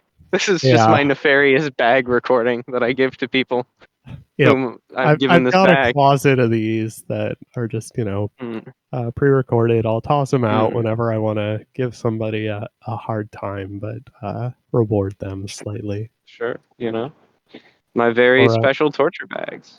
Yes. For very special people. Anyway. So she gets some silver, gold foil, rubies, packets of sapphire dust, and some money, and spell silver, which I think was told she had a specific amount of spell silver. I don't remember how much. Yeah. Make a note. I remember an amount being mentioned, but I instantly forgot it because I don't care. It was like a small but significant amount. That's what I remember. I thought it was something like enough to pay for a headband or whatever, but she already has a headband, so if that were its purpose, instead she just has more value. Get another headband. One another for each headband hand. Ooh. You can dual wield. Uh, Yeah. oh, I want to say something. Oh yes, there we go. So this does come up later in the chapter, but I kind of want to mention it now that we mentioned headbands. Or later in this week's reading. So usually stacking headbands does not work. So if you put a +2 headband on a +2 headband, you still only have a +2. And you might, depending on the GM, they might cancel each other out entirely. Oh. But in general, if you stack, well, specifically if they are headbands in the same equipment slot. Right. But if for whatever reason you have multiple enchantment bonuses to stats, they do not stack. The higher one gives you the limit. So a +6 headband on a +2 headband would give you just +6. And so there, are only so many kinds of headbands you can get. But Abigail, oh my goodness, Abigail has a crown of infernal majesty, which is mentioned later in this week's reading, which is like headband plus headband plus headband plus several rings and capes and whatever.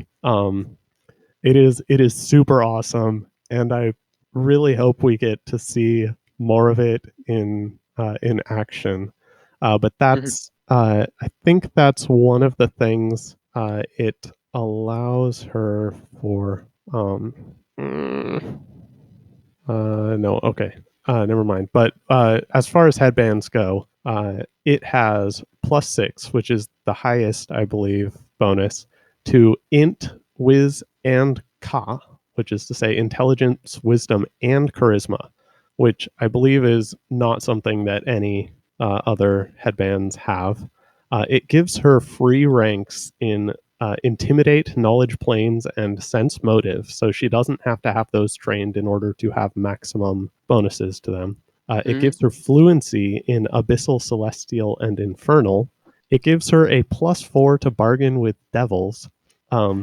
Nice. Immunity to fire, poison, mind affecting effects, including ability score damage, acid and cold resistance, and spell resistance. And specifically, it has a reflection effect on smite. So if somebody tries to smite her, instead they will be smoked, and it will bypass any DR they have. So that it is a perfect protection from smite that is also a perfect inflictor of smite.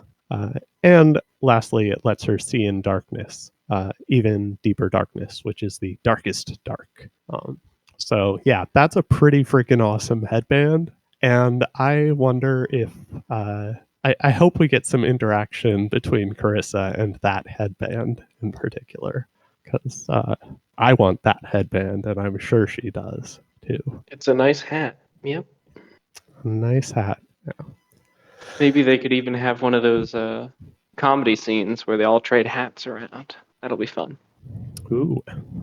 But I believe Milo sort of cuts that short because he specifically says wizards are, what is the quote? He says, so they've done a bunch of stuff on the story to make sure that Keltham doesn't get his hands on a headband. Notably, they're going to make rumors that they might be cursed. And Milo describes this as the point being that Keltham shouldn't just ask to borrow your headband from you, though that's in any case something that wizards tend to be really fucking insane about. So I think that means we're probably not going to see a musical headbands party at any point. Dang. I want my boy Keltham to get his isekai on and just, immediately put on the +6 headband and just ascend to godhood. Yeah. Unfortunately, right now we'll have to settle for the +2 of Fox's cunning, I believe. Mhm. I think that's just +2, which is still a lot, given his starting 18. Mhm. Mhm. So Carissa gets some stuff and then goes to get some alternate history, I believe. Do you have any Nice. Yeah. comments on the alternate history? I just think it's funny. The whole concept they have with like, oh, let's pick an analogous but less evil country and then Yeah. pretend we're just them but better. Okay, we need to fabricate history books. Yeah. You know? It's good. it- It's good. Yeah. No, The really. word in Carissa's language for excessively complicated stems from the capital city of Taldor. So, yeah. So, with Oh, regard to yeah. the actual history itself, I wrote down blah blah. Taldor is Game of Thrones blah, which it's basically just there's a bunch of people trying to get power. There's technically an official an official succession process, but they just ignore it all the time and instead assassinate people whenever they want. So Mhm. yeah, it's not a fun place to be a noble in, let's say. You've Um, actually reminded me. I wanted to call out that quote because the word in Carissa's language for excessively complicated stems from the capital city of Taldor. That might be a reference to the word Byzantine, which of course refers to the Eastern Roman Empire, uh, ooh, which is well clever. known for being very complicated. And so I don't actually know much about Byzantine history, but I guess this might be a description of like how the emperor of Byzantine was selected. I don't know. A little something for you history buffs to smugly know about whether that's right or not. Yeah, argue about that on the Discord, please. Yeah. I mean, they have a Um, senate and an emperor. yep. Yeah. I also noticed there's a little bit of lexical similarity between Taldor and Taldane, which is probably True. what it's for, Yeah. because Taldane being the language they speak in Taldor. And I think Cheliax used to be Taldor in Right. actuality. They used to be Yeah. the same, like Cheliax seceded or vice versa. Mhm. But mentioning that means excessively complicated, or that excessively complicated is related to the capital city of Taldor, also reminds me that their language, from Keltham's perspective at least, is Oh excessively yeah. complicated. Yeah. Uh, Um, so nice. Nice. then the office has gotten Carissa a cake, which is very nice. Is very nice of her. It's a congratulations, you've seduced Keltham cake, I believe. Right, right. The Pilar cake incident Indeed. at the beginning of this classroom period, I guess you could call it. Yeah. So They're in the library. so we've got Carissa explaining that, like, yeah, Keltham doesn't understand the whole non-consent, non-reciprocality thing that we do.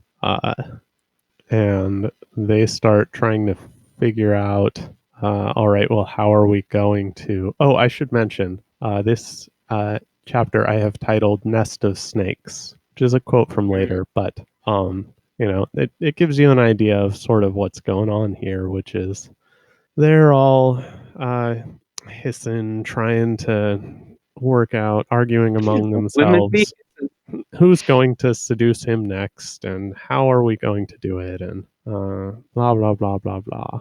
Mhm. um Also, Carissa is very serious about minimizing lies. Mhm. She says, I will light you on fire. You will be grateful I did, because otherwise my boss would have to do it, and he has a longer attention span for it. Mhm. which, yeah, so that's quite a threat. I don't know who she thinks her boss is, though, because we've seen that while Milo may have a longer attention span for it, he certainly does not have a more open schedule. Oh, let's he's say. gonna redelegate it for sure. He will so he doesn't necessarily have a longer attention span, but he can order somebody with a longer attention span. Mm-hmm, mm-hmm. Yeah. Yeah. So it's always a fun part of the plot where the plotters are thinking, okay, we have to minimize the amount of lies we're telling, because that's when the game of cat and mouse really starts. Yeah. Except of course for these headbands. We're definitely lying about those. Definitely. Rule 1 of being a wizard. And of course, Carissa, I say subtly subverts. Oh, yes. Carissa subtly subverts the not paying the Heremites plan, because we've already seen that she is not a fan of them not paying the Heremites, because it's a thing that Keltham would not like, that they have all the power in the world to solve without any amount of lies. Right. So, yeah, I have another quote here from Carissa. She says, Keltham is under the impression you are getting generously paid. I think that's just true, because I have told everyone that we're doing as few lies as possible. But if it's not, you have permission to truthfully say, I was told we would be generously paid, and if the money isn't there, I'm going to go to whoever's in charge here and make a nuisance of myself. So yeah, she Nice. she is getting them on her side as far as making it as difficult as possible for them to continue not paying the Heremites. Oh, yeah, that's another detail about why Farrar Maylal mentioned, like, it's not a men versus woman thing, because Carissa doesn't like it when women are oppressed. Right. In other countries. They have to be oppressed in the cool, egalitarian way. Yeah, it's not quite clear here, though, does. if this is a oppression thing. Like, I have a feeling they would do a similar thing if they knew Keltham to be homosexual, or if there were a female isekai here. Oh, yeah, that's definitely true. But maybe it's an emotional attachment. Yeah, it definitely would feel like that is related. So she gives them instruction that they can be honest about non-consent in bed, but if he rapes you, make it feel awesome. Because How they romantic. they need to give him positive reinforcement. Right. Bonk. Right. Yeah. And they talk about potentially running the plot of a romance novel, which Paxty and Ione are nerds, let's say, about that, which also gets them set on fire, which is fun. Yeah, I was curious if the damnation of Sir Nicolau is like a reference to a real book. I like to catch these little references sometimes. I am not well read enough to say anything about relations to real books. Yeah, I'm I don't, it's not ringing any bells for me either. So whatever. So there's so Carissa pulls the class on who has the appropriate kinks already and would not have to lie about having those kinks. And we learn that Pilar has rape fantasies, and we learn that Asmodia is not attracted to Keltham and probably will never be attracted to Keltham. And I can't, it's not explicit, but I suspect that is implying that she's queer of some variety, whether it be homosexual or asexual or just doesn't like him.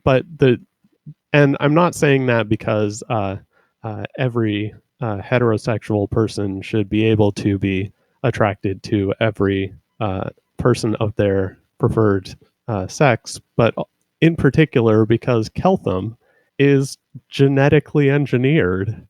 They like have the most sexy people ever on Galarian. I'm sure his pheromones are even more crazy, heat-inducing by design. You mean on Dathalon, they have the most sexy people ever? Yes, they must. Yeah. I get. I don't mean, know though. if you're Do they think doing that as much genetic engineering as I'm sure they are, then why not? Why not go maybe for that's sexiness? maybe that's super stimulus. They don't want to, they don't want to go down that arms race when you could be just as pleased with a regular human man. That is a good point. They are sticklers about spoilers, so maybe he's not as sexy as his smoldery profile picture would imply. Mm.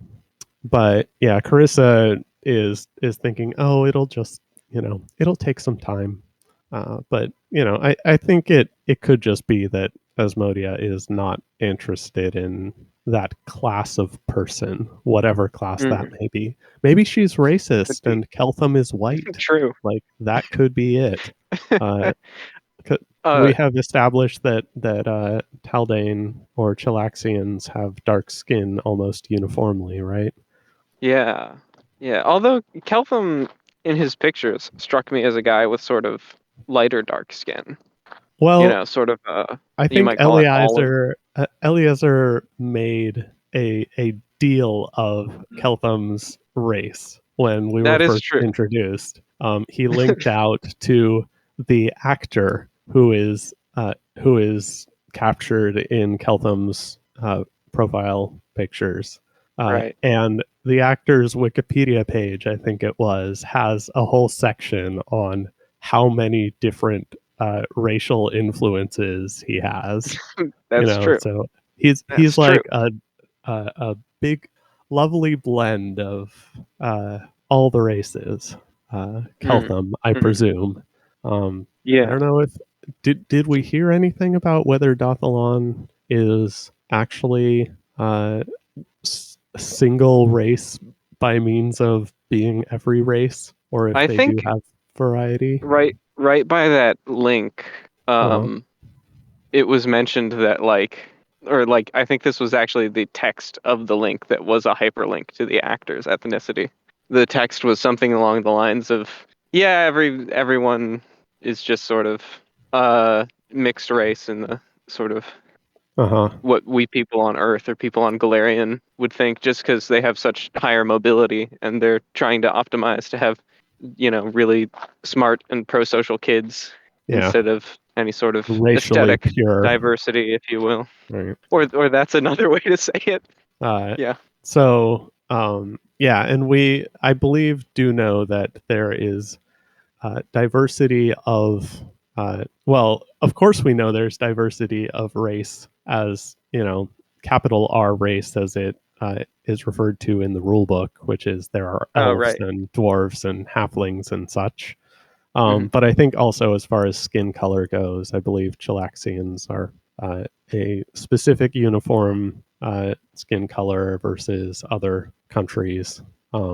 Right. They would just look like, the people of France Mhm. usually look French.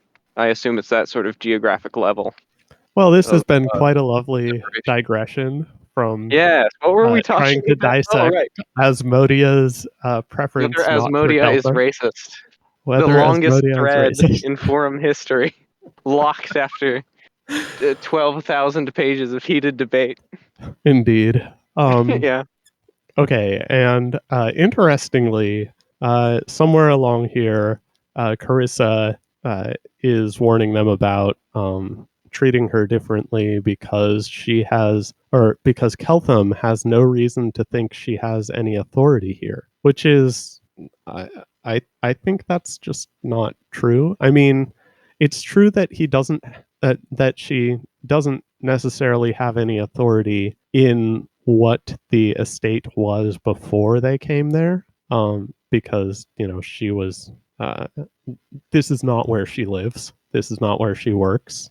Usually she's a soldier at the World Wound. But on the other hand, I think it's been demonstrated that she is pretty well respected and regarded by the people in charge of this, of taking care of Keltham, let's say. Right. But she's now secretly even more in charge. Yeah. Yeah, she's among the harem, though, at least. I believe she is the Right. senior wizard. Like, everybody else Certainly. is at least a circle below her, is my understanding. Right. So, I think that's this chapter, Our Nest of Mhm. Snakes, Yep. which They just brings us do on some planning. to one of my favorite quotes, not even in the text, but in the profile picture, which is additional questions, which Keltham has Yes. quite Yes. often, in fact, but in particular in this chapter. Oh, Um, yeah, this is where we get to see the researcher, isn't it? yeah, That read researcher's cool. the researcher. Sure. I'm trying to recall. Is I it mean, a he just researcher? gives the info dump, and it's kind Yeah. of like they got a college professor Oh, he to is do a it, researcher. You are correct. or he claims to be. I thought he was just another nobody, another Mm. security or something. But something we do learn, which I think is very interesting, Keltham still has share language because it lasts a day, and this time his share language was cast by a wizard who I don't recall if we met the wizard, but it was not Carissa. And we see that the share language, the language that he gets, is different from that person than it was from Carissa. Even though they're both Taldane, he gets the understanding of Taldane that the person who cast the spell on him had, Yeah, that's interesting. which I think is really cool. It gives you understanding from the caster, and I think that also sort of gives us some insight into how indoctrinated Carissa is, because I think Keltham has an Mhm. easier time understanding the actual words good, evil, lawful, and chaotic with this language than with Ah, Carissa's language. So Carissa is just like used to uh, evil being the default, and uh, doesn't really have nuance with regard to all those words. But Keltham gets an idea of what other people think regarding good, evil, lawful, and chaotic. yeah. So this chapter has a lot of interesting stuff about gods, some of which is probably true, and Mm-hmm. further paints them into a corner, really. But Yeah. they were sort of in that corner to start with anyway. So. Oh, right. That's why they sent a researcher. This is the guy telling him the results of looking for the gods. And something that I disagree with, but may just be a divergence for the sake of making the story happen, is they claim that Abadar's symbol is similar to the symbol of Yejing from Tianxia, Mhm. and that is absolutely not true. Abadar's symbol is a golden key, Mm. and Yejing's symbol is a shuriken drenched in blood. Now, neither of those Well, are described here, so it is possible that Keltham saw a different one of Abadar's symbols, and they showed a different one of Yejing's symbols, because of course gods mhm. all have many ways they are worshipped and many symbols. But those are the big ones that probably would show up if you cast one of their spells. If I were Keltham and I saw like a floating key above somebody's head when I Uh-huh. cast a spell on them, I would instantly have questions about what Why does is this it a mean? key? Am I unlocking them or That's something? true. We did not get a comment on it other than that it was a symbol, I think. So it's Mhm. probably not something recognizable that would have meaning, Mhm. like a key. So, Maybe. I wonder which symbol they're using for each of them. But of course, they might just be lying about this other god's symbol. They might be lying about the existence of some of the other gods. Although, I suppose, if they're trying not to lie in general, then it wouldn't be that hard to just say, yep, we have a mysterious legend about a god in fantasy China, and I don't know, here's all we have on him, all So one paragraph. I think all the gods that they mention are real. Feel free to at me if I'm wrong. But notably, the trade domain, what is it? They say somebody has the subdomain or has the domain of trade, and it's not Abadar. It might have been Yejing, and that much would be a lie because both travel and trade, being a subdomain of travel, are Abadar's domains. So they also they mentioned the West Crown Church, which they said that in researching the symbol of Abadar, they went to the West Crown Church to ask if Abadar is associated with the symbol, but that they didn't recognize it. So I think this indicates that they have a very strong hold on the West Crown Church of Abadar. Oh, is that what it is? Yeah, because otherwise, that would be a very easy thing to check. And volunteering the specific place is, giving that idea to Keltham. I see. Something also I find about this. This is, again, on a meta level. Keltham is being played by E.R. Wayne and the researcher by Lintamond. And something is happening that I think is I have felt is fairly common among Eliezer Fix, which is that his characters are too smart for their own good. And it's taken care of when Eliezer is writing everything himself, and so he knows what the response will be, and the response will be equally too smart. But here, I think what might be happening is that Eliezer is being too smart for Lintamond, and he's thinking of things not that are reasonable critiques of what she's given him, but that are just straight up things that she hasn't thought of.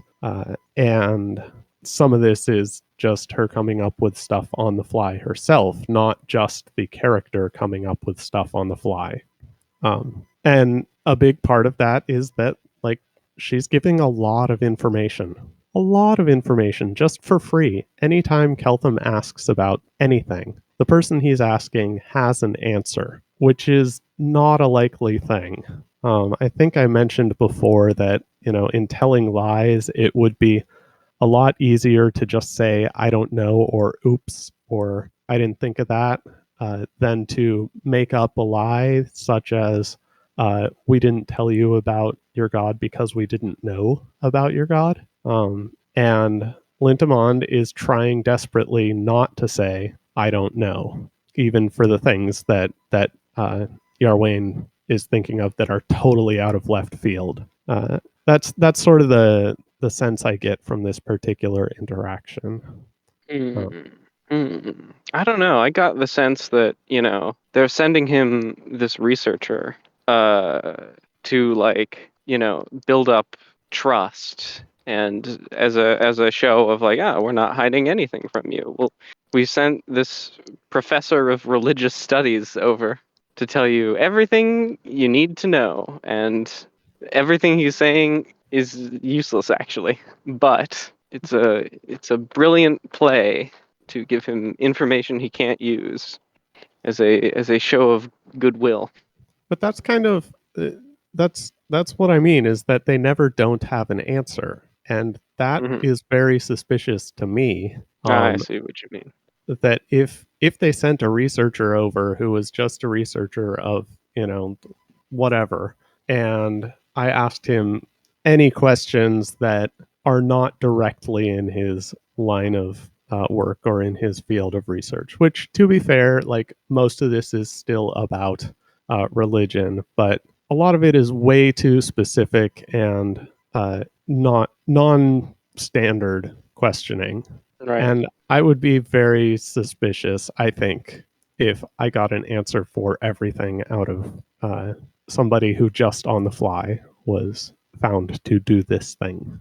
It's funny, I was skimming by, and as you said that, I happened to land on this thing where Keltham asks, like, what are the numbers of gods like in total? And the researcher says, we don't know. There are 14 well-established churches, blah, blah, blah, blah, blah. So I think he has, That is fair. sort of a range of, as I say, if you asked a religious studies guy, like, how many religions are there? He'd go like, we don't know. There are these 14 major world religions and a bunch of other religions. Yeah, it's that is you are correct. A place where he says, I don't know. I think that is a place where it is especially reasonable to tell. I don't know. I think it's strategic to tell Keltham, I don't know. True. There, as much as it True. could be, he doesn't actually know. So Yeah. there's that. But That we as have well. this lovely chat. We learn how much it costs to teleport to the world wound, which is where Keltham came from, right? Mhm. And the way it's phrased, I don't think it was answered the same way it was asked. But it sounded like what they were saying is that teleporting between the world wound and where Keltham is 1,400 gold pieces. Mhm. And I say in particular that that's probably what they're saying because I went and looked up scrolls because I'm a nerd. And Tianxia, first of all, I looked up maps as well, is at least 6,000 miles from the world wound. It's Mm. far away. And yes, I accounted for like different scales on latitude. Don't at me.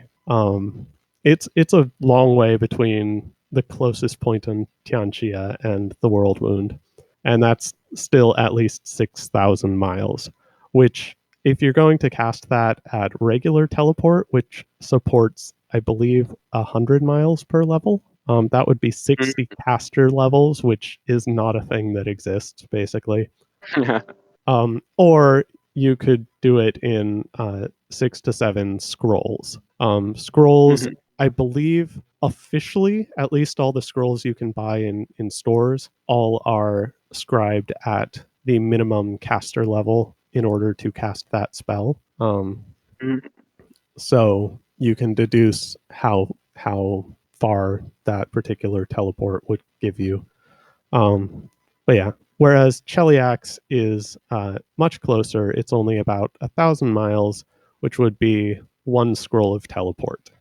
And based on economy in Pathfinder, that would be about 1,125 gold pieces, which is a little bit less, but there's certainly markup in Cheliax than what the researcher says for teleporting to the world wound.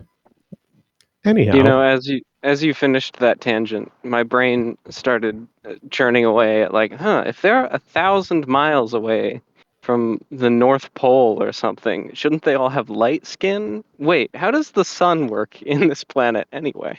yeah, and I began wondering the same thing, and I was having a lot of trouble finding the world wound on this map, and the reason is that the world wound isn't actually at the pole, or Oh, if it is, the map doesn't put the poles at the top and bottom, huh. which I don't think is the case because I think there are still like ice circles at the north and south poles, so. So yeah, the world wound is actually sort of midway up from the equator, and Huh. Cheliax is beneath it. Well, you learn something new every day. Indeed. What if it's magnetic north? Ooh. Yeah, yeah. I did also do a lot of research into this earlier in like episode 1 or so of the previous podcast, into what size and type of planet Galarian is, and it turns out it's literally just Earth with Nice. different continents.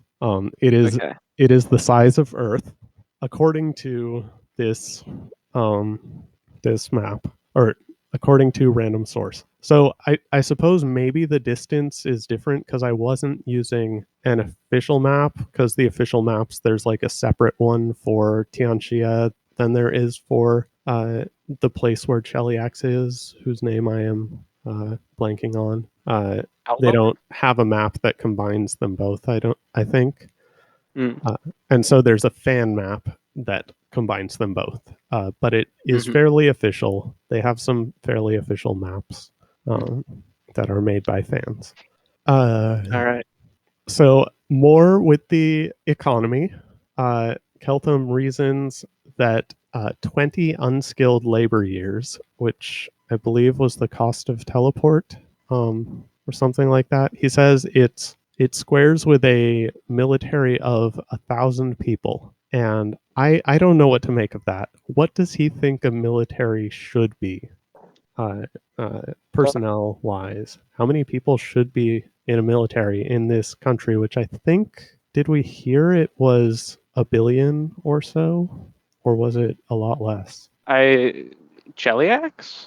Yeah, Cheliax or Galarian itself. Keltham did ask how many people there were when he arrived, and I've forgotten the number. Yeah, me too. But yeah, I wonder if... So he says it squares with a military of 1,000 people. So is he thinking that 1,000 is less military than it should be, and that 20 unskilled labor years squares with that because military is not part of the economy, or because military is skilled labor, or because military is unskilled labor, or because I guess the amount of military is proportional to the amount of wealth you must be protecting? Or Well, probably something like that. But also, I guess he's thinking about like the logistics of getting people to the World Wound, and so the more expensive it is to take people there, the less of a military force you could muster up there. So you are so the idea is that this military is almost entirely at the World Wound. Perhaps. That might be what Keltham's thinking. Oh, interesting. Okay, I don't remember if they mentioned that number explicitly. If they did, I'm sorry. I was not connecting all the dots clearly. But yeah, okay. So 20 unskilled labor years for one teleport with a military of 1,000. I don't know if it says anything about teleporting, but Keltham does know, and I think we learn more about this later, that it is not easy to travel on Galarian. So if it's 1,000 miles away and they did not teleport there, it would take a long ass time and be very expensive.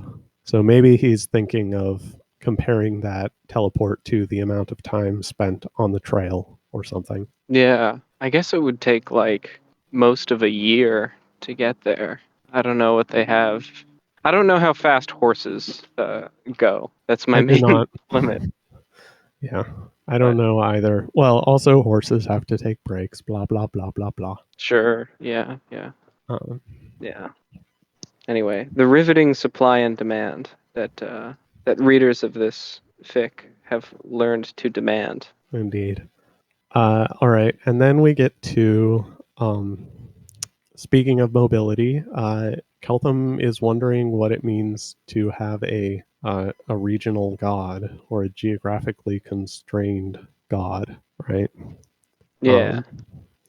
And I think there's an obvious answer, which is that the god isn't explicitly constrained by the geography, but that it's constrained by the social structures. That, Abadar noticed Keltham because he looked in the right direction. And religion helps people direct their spiritual alignment, basically. So people who are closer to a cleric socially will be more likely to be heard by a god of that cleric, right? Ah. Because they'll know better what direction to look in, and the god will hear them when they're facing the correct direction. It's a very elegant theory. Yeah. And so by that theory, like the reason big gods are big is because they're big. That's it. Like they are big among centralized governments, right? Asmodeus is official religion of Cheliax, and so there need to be a lot of worshippers for Asmodeus, and Mhm. that's the explanation for why it's big and why you can hear it anywhere is because everybody knows about it. Nice. Keep saying it, him, whatever, them. I guess them would be the appropriate pronoun for a god, given that they have so many facets. Although they do also have gender, we know. So, what happens next after we have our delightful discussion about the gods? Let's see. Well, before we end that, I have Mhm. one or two more notes. We get Oh, notes on which gods come from ascended humans or ascended mortals, and we've met a handful of these gods. There's Norgorber. Iamidi is apparently ascended. Eridin, who might be dead, so we know that it is possible for a god to die because Mhm. supposedly Eridin is dead. Caden Kaelian is an ascended mortal. Nethys is, which I think we already knew. Irori is, which I think we already knew. And then Mhm. Erekura and Milani. Milani is a half elf, so I don't think anybody previously mentioned their race was mentioned. Mhm. And so it could be that this researcher, from their perspective, only humans ascend. And so Mhm. half elf is notable because there's elf DNA, but it makes sense because they're only half elf. And then we get to Lao Shupo, who is a rat, apparently. Oh yeah. Right. So before I jump into that, we also have Saren Ray, who was an angel before being a god. Not quite sure what to Mhm. make of that, but Lao Shupo is an ascended rat. Mhm. What? Mhm. How? Why? What? I wonder what direction people look in order to speak to Lao Shupo. Like Uh, the garbage bins is you ever see that Jordan B. Peterson thing where he's talking about being a rat and people have edited it up so that he's saying like, I'm a rat. I have not. Probably like that. That's the Yeah. mindset you got to get into. Yeah. So yeah, that's pretty wild. But apparently, as far as like justifications go, apparently he ate a dead god. So maybe Mm-hmm. he got to be a god because he got god blood in him by a different manner. Mm-hmm. Does sort of suggest that godhood could be genetic, or sorry, contagious, is what True.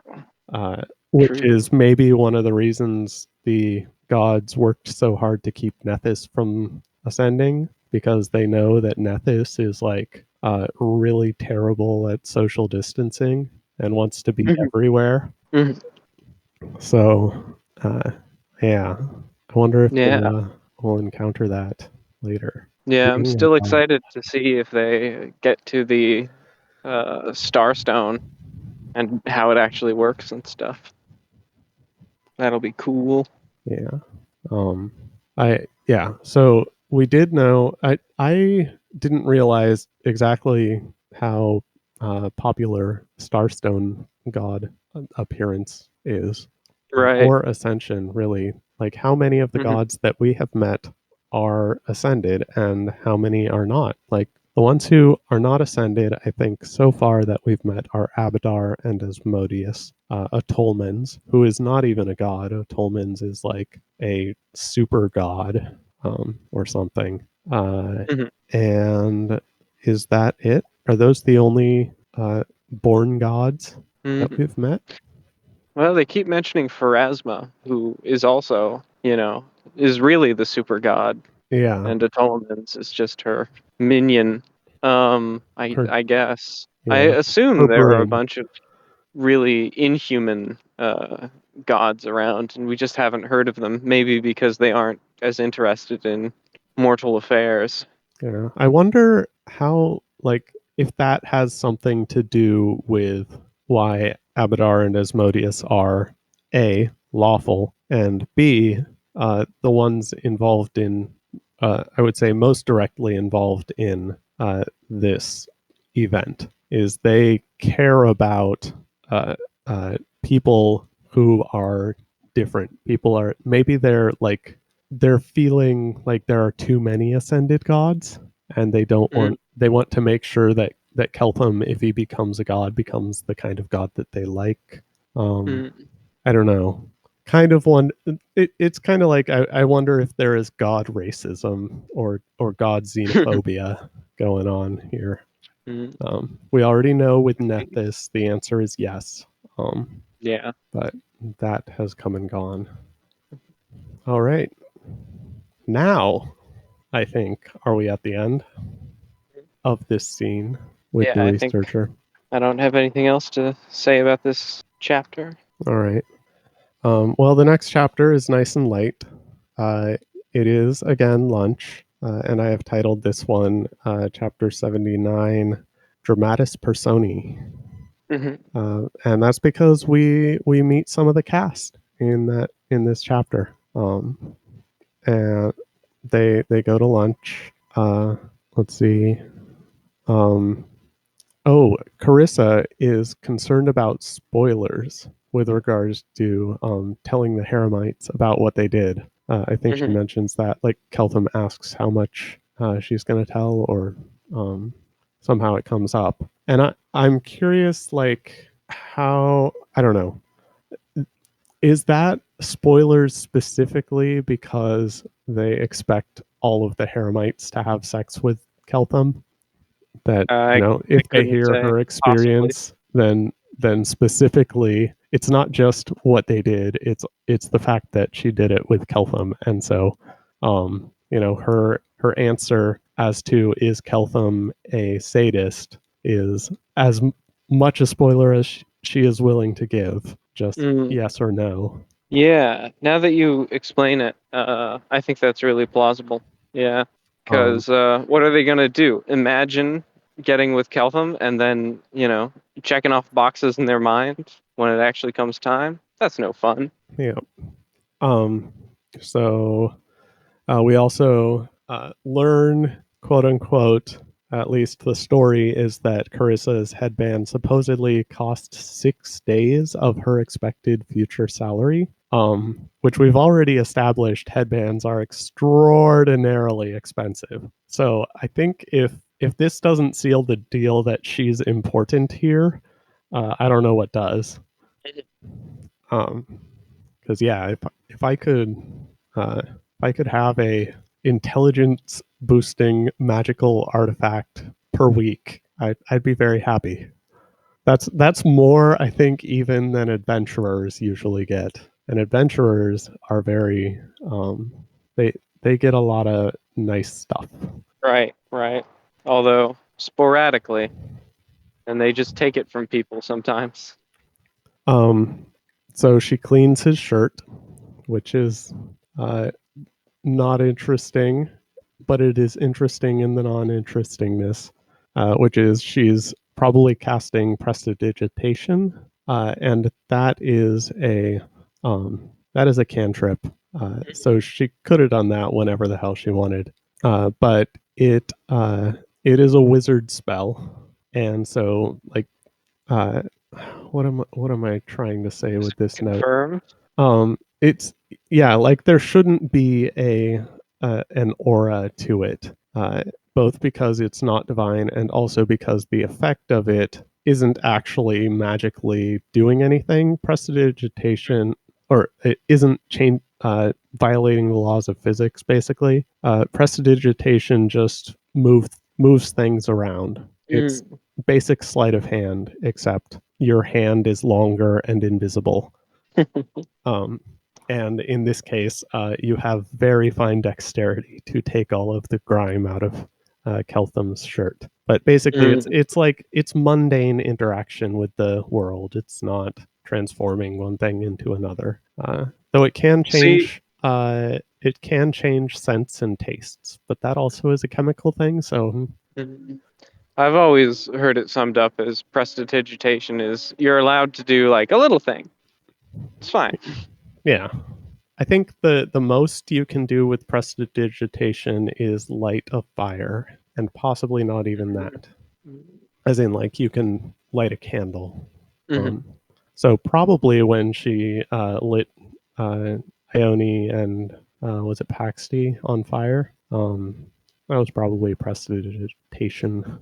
Keltham is self-conscious about acting like his gender trope doom fate implies. So yeah, gender is still a thing in Dathalon. Tropes are still a thing too. Tropes are still, well, we knew that already. There are a lot of tropes. He is specifically looking out for the Aerolarp tropes in the coming chapters. And we're getting introduced to characters because Keltham needs to spend some time actually eating. He wasn't very good at that last lunch period. And so here, he is letting other people do the talking. Or at least he's trying. So this is also where my silly name comes in, because Keltham is physically incapable of keeping his mouth closed while eating. He just interrupts several times to ask more questions and make more observational comments. I have a note here about this that Keltham speaking up very often might just be they're struggling with the format of Glowfic, because let's see, what is it? Keltham, Eliezer is playing Ione, and Keltham, and that's it. But this isn't Ione doesn't speak as much here, and so the conversation has to happen between Keltham and a character that Lintamand is playing, and she's not like it's weird to have back and forth conversation with yourself, in particular with short text. So this might just be a in the Glowfic, Lintamand is writing something and doesn't really have a follow-up in that character, but switching to another character doesn't make sense right there, and so she has to wait for Keltham to respond. Yeah, that's that's my impression of how Glowfic is played. It's often about having a back and forth with the other person you're writing with. So it's not very natural to not do that. Yeah, especially if they're used to writing in Glowfic. So yeah, and then they talk some more about the economy, which I think wizards make more here than in the system. Or I worked it out. It's maybe roughly the same. So I can give you some numbers. 300 gold pieces is 4 labor years, which is slightly different from our earlier estimate from the researcher. And for her year, it's approximately 30 gold pieces a week.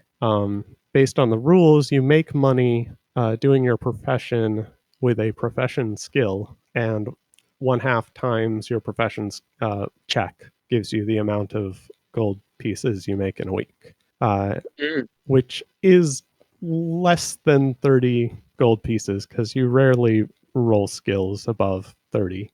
But on the other hand, wizards can make money from things other than profession, particularly scribing scrolls, which are very expensive.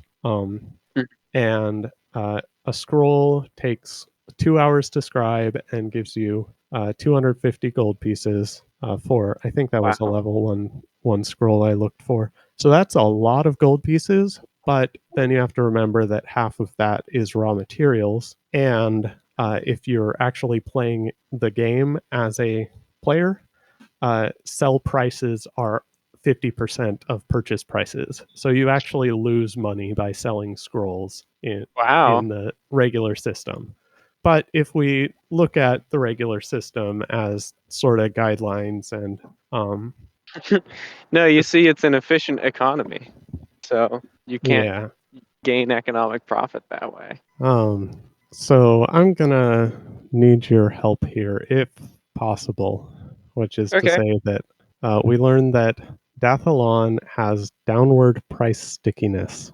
Mm, And this is an economics concept that I have heard of.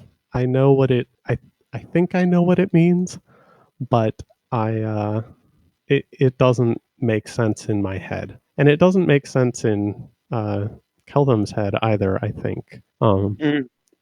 So I believe downward price stickiness means that there's not inflation, basically. Is that correct? That if a price decreases, it is not going to increase again. I think it's the opposite because it's sticky. Like downward price stickiness means the price refuses to go down. I think. Let me just Google that real quick. Some would call that cheating. I am way ahead of you. So sticky down is what Investopedia says, which I assume is downward price stickiness. Is the tendency of a price to move up easily, although it won't easily Right. move down. Yeah. So the Okay. So it's the opposite question mark? yeah, like the stickiness refers to when you try to move it down, it sticks, basically. But when you can move it up, no problem. And this is, I think you may have misread this, or I might have misread it because I was like, haha, I know that thing. But my impression, so let me give you the real world background on price stickiness. It's allegedly, I'm not a professional, a phenomenon in the real world, mostly having to do with wages that people get paid because for some reason, people they like getting a raise, but they don't like getting a pay cut, even if that means the company has to not hire as many people as would be efficient, or instead of in economic bad times, instead of moving the wages down, they'll prefer to just let some employees go in order to make ends meet. And so this is an economic phenomenon we see in the real world related to that, and it's one of the main rationales for why the Fed tries to target a rate of inflation. The Federal Reserve, they try to go for a 2% inflation rate because they figure that all the prices are sticky down. So you want to basically raise the nominal amount of money to make money worth less over time to counteract that. Are you following me so far? I think so. And one thing I have to say to that regards the difference between Dathalon and Earth, Oh, okay. which Go ahead. is, or at least, and on United States capitalist Earth. Mhm. So the idea of people liking raises is definitely true here, and probably true on Dathalon. Mhm. But I think what's different between Dathalon and here is that here raises are mostly relative to inflation, just for the sake of inflation, and or vice versa. The point is, it's a thing that you have to do. Versus, I would expect on Dathalon, whatever, Dathalon for the prices to reflect productivity, reflect GNP, or something like that. And so you get a raise when you are actually being more productive. Um, and in that way, you would expect to, when you get a raise, be able to buy more things, right? Whereas with inflation here, when you get a raise, you're not able to buy more things because you're just keeping up with inflation. So downward price stickiness would make it would make more sense for things to not increase in price because not like on a not on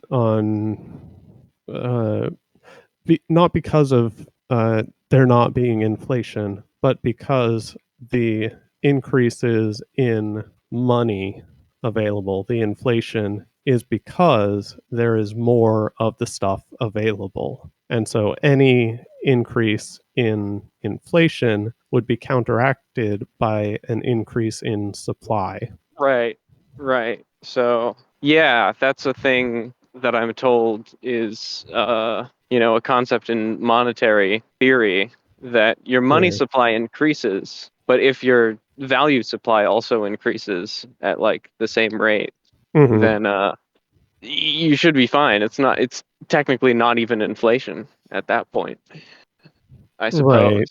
Well, yeah. So I feel like on Earth, inflation just sort of happens because it happens. People want more money, and therefore you have to make more money. And then, in order to make more money, the people making money need to have higher prices because they're not necessarily making more or better things. That like the reason the prices are changing is just because costs increase, not because there's any change in supply or Right. So productivity. Yeah. I think the idea that the post he made about Dathalon and sort of musing about the price stickiness is that basically the downward price stickiness is kind of a result of economic irrationality, one could say. And so on Dathalon, they just Mm-hmm. say like, stop being economically irrational, you fool. Mm-hmm. Yeah. Repeatedly scream at everyone to adjust their damn prices more often, as it says here. Yeah. Well, yeah, but then some very serious people think this was the wrong decision, Right. but it's got a Right. lot of civilizational Yeah. inertia behind it. So what I hear is that the civilizational inertia is probably the whole people getting raises every year thing. No, I'm I think you have it backwards, actually. This, you see, on regular Earth, the civilizational, and maybe that's actually what you meant. On regular Earth, the civilizational inertia is behind, people like getting raises every year, and they don't like adjusting prices to make it feel like the workers are getting less money. And then on Mhm. Dathalon, the civilizational inertia is behind having a unit of money that isn't inflationary. And some very serious people who are probably economists are like, we should have like a money supply that does increase over time to create inflation to counteract price stickiness, which I guess they still kind of have on Yeah. Dathalon. It's also difficult to think about because from what we've seen so far, prices are are set in person hours, unskilled labor hour, Hmm. Hmm. and so which is probably the counterpart to like monetary prices as well. So we're looking at things literally upside down here with Oh, Athlon. yeah. We're looking at the thing that is the alternate of the thing that we want to understand. Hmm. Hmm. Okay, so now we get more of Keltham completely not even being able to imagine a world in which homes are tied to land. He's so used to modular homes and that, that he doesn't know that that was a thing you could do. Yeah. This would this would probably be a fertile ground for another digression, because recently I read an Eliezer Yudkowsky article he had written online from like I don't know, 2008 or something, where he was talking about movable homes. And I thought, he's been thinking about it all this time. What a cool guy. Yeah, and to be fair, it is a good idea. I do think Keltham is correct that it doesn't make sense in theory. until you recognize what Keltham also finally recognizes, which is, we need roads. Mhm. You can only have mobile houses if there's a way to move the house. Yeah. And even before then, you can only have standardized houses if there's a way to get the people who are good at making houses to the places that houses need to be built, which also needs roads. So this is going to be a priority, I think. Yeah. Even if the houses aren't movable, I mean, there are prefabricated homes, which I'm told were pretty popular in America for a while, and so you could get that going. Like I've built a hovel, and we can ship these hovels across Galarian. So Yeah, I still don't understand how America housing stuff works in general. And also, I live in California, which I think is notoriously bad when it right. comes to land ownership and home building. So please forgive me for my complete ignorance of how things should or do work Sure. in this department. But I think Keltham's idea makes sense. And Mhm. I think the fact that you need roads to do that also is completely reasonable. Mhm. So yeah, this is a bunch of blah blah blah because Keltham can't keep his mouth shut. We also learn. So now we learn a bit about different people's backstories. Keltham is default. He is just if you left every slider where it was when creating a character, that would be Keltham. Apparently, Uh, I guess on your city sliders yeah. and Well, upbringing literally, he sliders. lived in default, but also upbringing. Right, his parents were nothing special in regard to their parenting, other than just that they moved around a little. Which, if you have mobile Yeah. homes, why not? Yeah. Um, Yeah. So he doesn't have some like super this is why he is the way he is story, the way like Harry James Potter Evans Ferris had. My dad was a bookworm and Mhm. Mhm. instilled this nerdiness in me from when I was very young, Mhm. younger than now. Keltham doesn't really have something like that. But then again, we don't really see a special. I don't know that we can identify a special trait about Keltham that would Mhm. be unique, that would be a singular defining quality that we could point to. What do you think? Mhm. Well, he has his, Kelthamness that's been discussed, where he would like even more things that are already on Dathalon to be economically legible. Right. But But that yeah, is mostly a like this is how Dathalon uh, feels and thinks as true. well, Yeah, right? yeah. He's just like slightly more of that. He's slightly more Dathalon than Yeah, Dathalon. but he's Okay. certainly atypical for being that slight bit more. So yeah, Keltham. I think mostly boring. We get Marichel, uh, who grew up with privilege. Excuse me. And I think was Marichel the one who didn't was not interested in Keltham. I think that was Asmodia.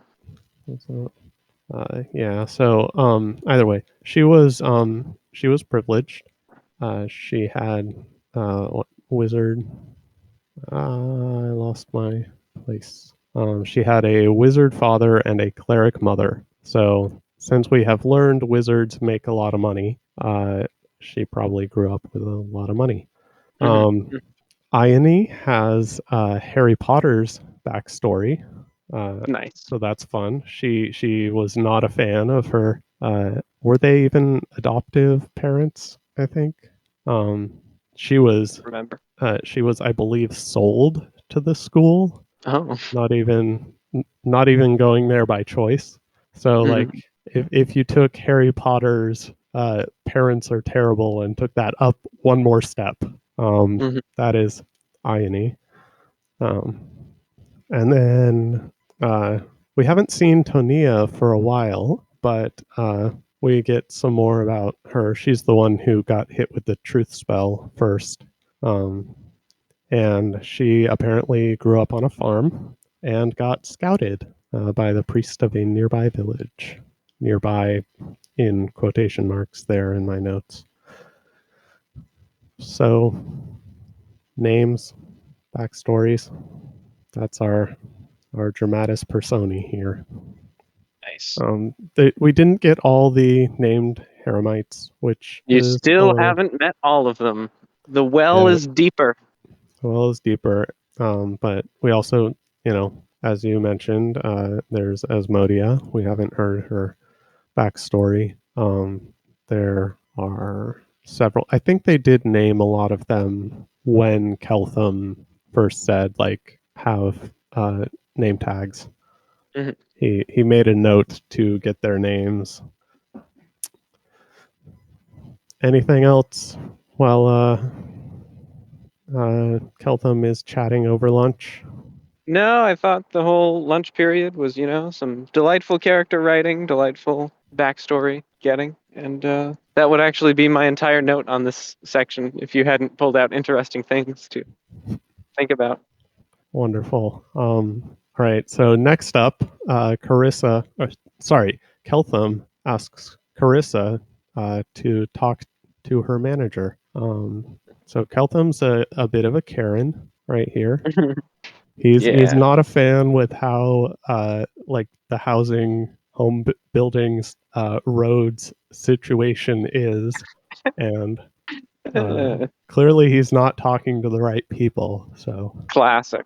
let's Classic. talk These roads are literally terrible. to management. Let me speak to your manager. And when he's talking with the manager, I noted he's very presumptive about how fast information travels. Mhm. I think he presumes something is known by like the centralized government or by the central government. And it's like, you are not in the capital city, mister. Why do you assume they know all this already and have returned their information to this person? When, especially Mhm. specifically, you have just learned they do not have roads. Mhm. Mhm. Yeah. Well, because they're a top priority project. And However, secretly, yeah, they are sending messages all the time. I don't even know exactly. if that's secret. He is accidentally correct right here. I think you had a name for that the other day, which completely went over my head. Oh, yes. Gettier case. Gettier case. Yes, I think this is a Gettier case, would you say? I don't know, because I think previously in the story they may have mentioned to him that, like, they might be sending off messages to the main place. I don't know if they've ever done that, but if they have, Mm-hmm. then seems like a thing that he would be kept. He would Mm-hmm. be well within his rights Yeah. to take account of. So this is where we learn about, or not necessarily about, but we know now of the existence of Abigail's crown of infernal majesty. Mhm. That was mentioned offhand, and I went in depth into exploring it in the Pathfinder Yes. rulebook. Yes. Yes. It's a good crown. It's a Um, good crown. and headbands are mentioned again. Oh, Mhm. because Carissa is guessing aloud that the headbands might be cursed, but Mhm. it's worth it to her Mhm. to wear Mhm. this headband. Mhm. Yeah. Yeah, Keltham asks for a project, basically. Mhm. He figures these people are talking with the central government, and he doesn't really know exactly where he should be heading with his lectures. Like, what are the Heramites going to be doing once they get out of school? Like, are they going to Mhm. pick up an internship or something, or are they going to get to work on something important? So, what's the important stuff I should be preparing them for? Right. Right. Yeah. I think it was a good, good move on the part of Keltham to go ask project management now that he's sort of gotten his stride. It's really like, hey, aren't I supposed to be doing something for you guys? Do you have any? Yeah. Yeah, come on. You've had like a little over a day to think about this. You've Why don't had you either have a day answers? or 6 months, depending on how you're counting. Yeah. You should just already have a list of top That's. government priorities and just hand them to me, and then I'll see what I can do. I wonder if Lintamond and Yarwain had a list before they started the story, or whether they had it at this point, or were writing it at this point, or whether it sort of they had an idea of the first thing on the list, and then they'll Mm. go on from there. Like, Yeah. is this real time? Well, I find it impossible to speculate about that kind of thing, unless there was a huge clue, I suppose, somehow. But yeah, he's really not a fan of the fact that management and accounting is just sort of like top down. Each manager managers some lesser managers who manage lesser managers than that, and at each level, you only know what the person above you wants you to do, as opposed to at each level, you know what the project is and what everybody's being paid for it, and what is the valuable part. Mhm. uh, they're all just cogs in a machine instead. Yeah. so, so yeah, he's encountering earth style management, and it's horrifying to him. And this is probably like he's kind of a renegade, allowed to do whatever he wants instead of actually being a cog in the machine. Although on the other hand, like, I don't know, who this person he's talking to. That might just be somebody stalling him. Yeah, that. Well, I'm sure anybody he talks to is going to be stalling him. Yeah. At the very least, stalling him from learning out stuff that happens outside of this particular estate. He needs to be one of those cogs in that big machine. He only needs to know what the people directly above him know. Yeah. But he's letting them know that he doesn't. That's not how he rolls. He doesn't like that.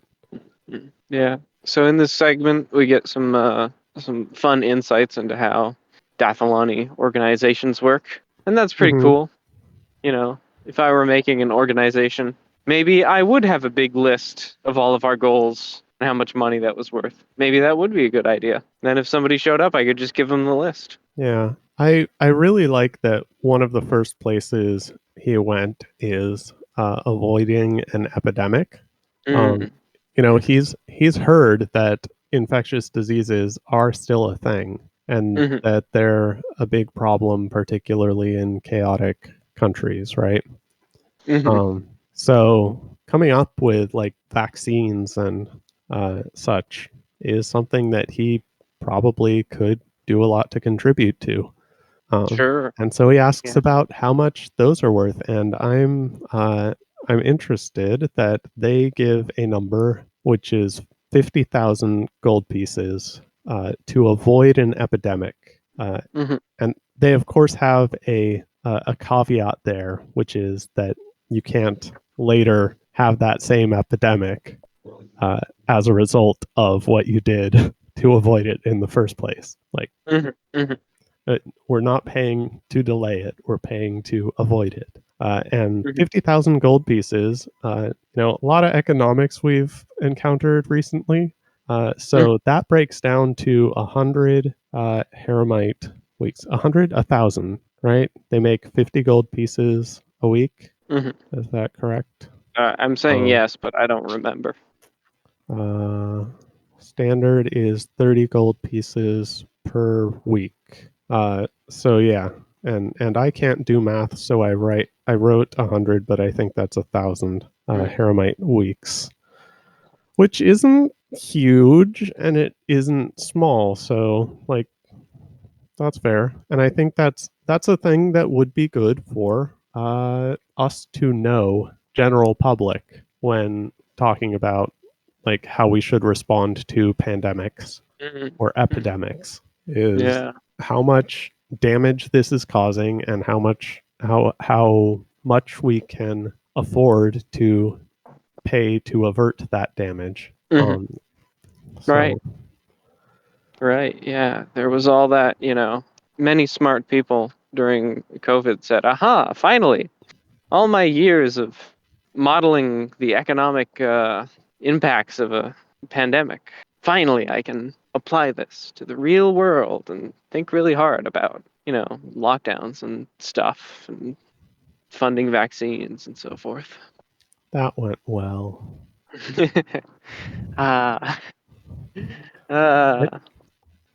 So that's what I have, I think. Very good. Very good. And of course, it ends on the phrase that we gave everybody, definitely, which is that Cheliax doesn't have a systematic way of collecting benefits that don't literally directly accrue to the state in the form of higher tax revenues from various dukes. And it sounds like Keltham's society would have such a method. They're going to abandon the elegant economic system of various dukes, and that's a wrong move. You want to stay in the duke zone, definitely. Yeah. At least if you want any political support, see also Taldor. Right. All right. Well, should we? I don't know. Wrap it up. Wrap it up. Say things by which to wrap. Keltham has initiated pseudo-hypothetical chat. Oh my ass, Woman with Bunny Ears, a Twin Peaks podcast, Season 3, We Want Headbands, is how many syllables? Welcome to Galarian, where our hosts Flashy Man and Cakoluchiam have just discussed Book 9 of Project Lawful. That is Planecrash, a glowfic by Lintamande and Eliezer, writing as E.R. Wayne. Next week, they'll be discussing Book 10, which you'll find on imsiyudt.com or by clicking the link in the show notes. For those following along on a different medium, you'll also find the last line of the chapter, or some other indicator to let you know where the book ends. Speaking of different media, you can also find a link to Ask Who's serialised audiobook project featuring a full cast of AI-generated character voices, which is an excellent way to enjoy the story without straining your eyes, if I do say so myself. As of this recording, it isn't even up to Book 9. But right now, the primary bottleneck is money, and any support goes directly toward accelerating production. Hopefully to the point where listeners can enjoy the audiobook alongside this podcast and the weekly discussion on Discord, also linked in the show notes. If you do donate to the project, do leave a comment saying how much you've pledged. The feedback will help spread word of decision theory to other listeners. Until next time.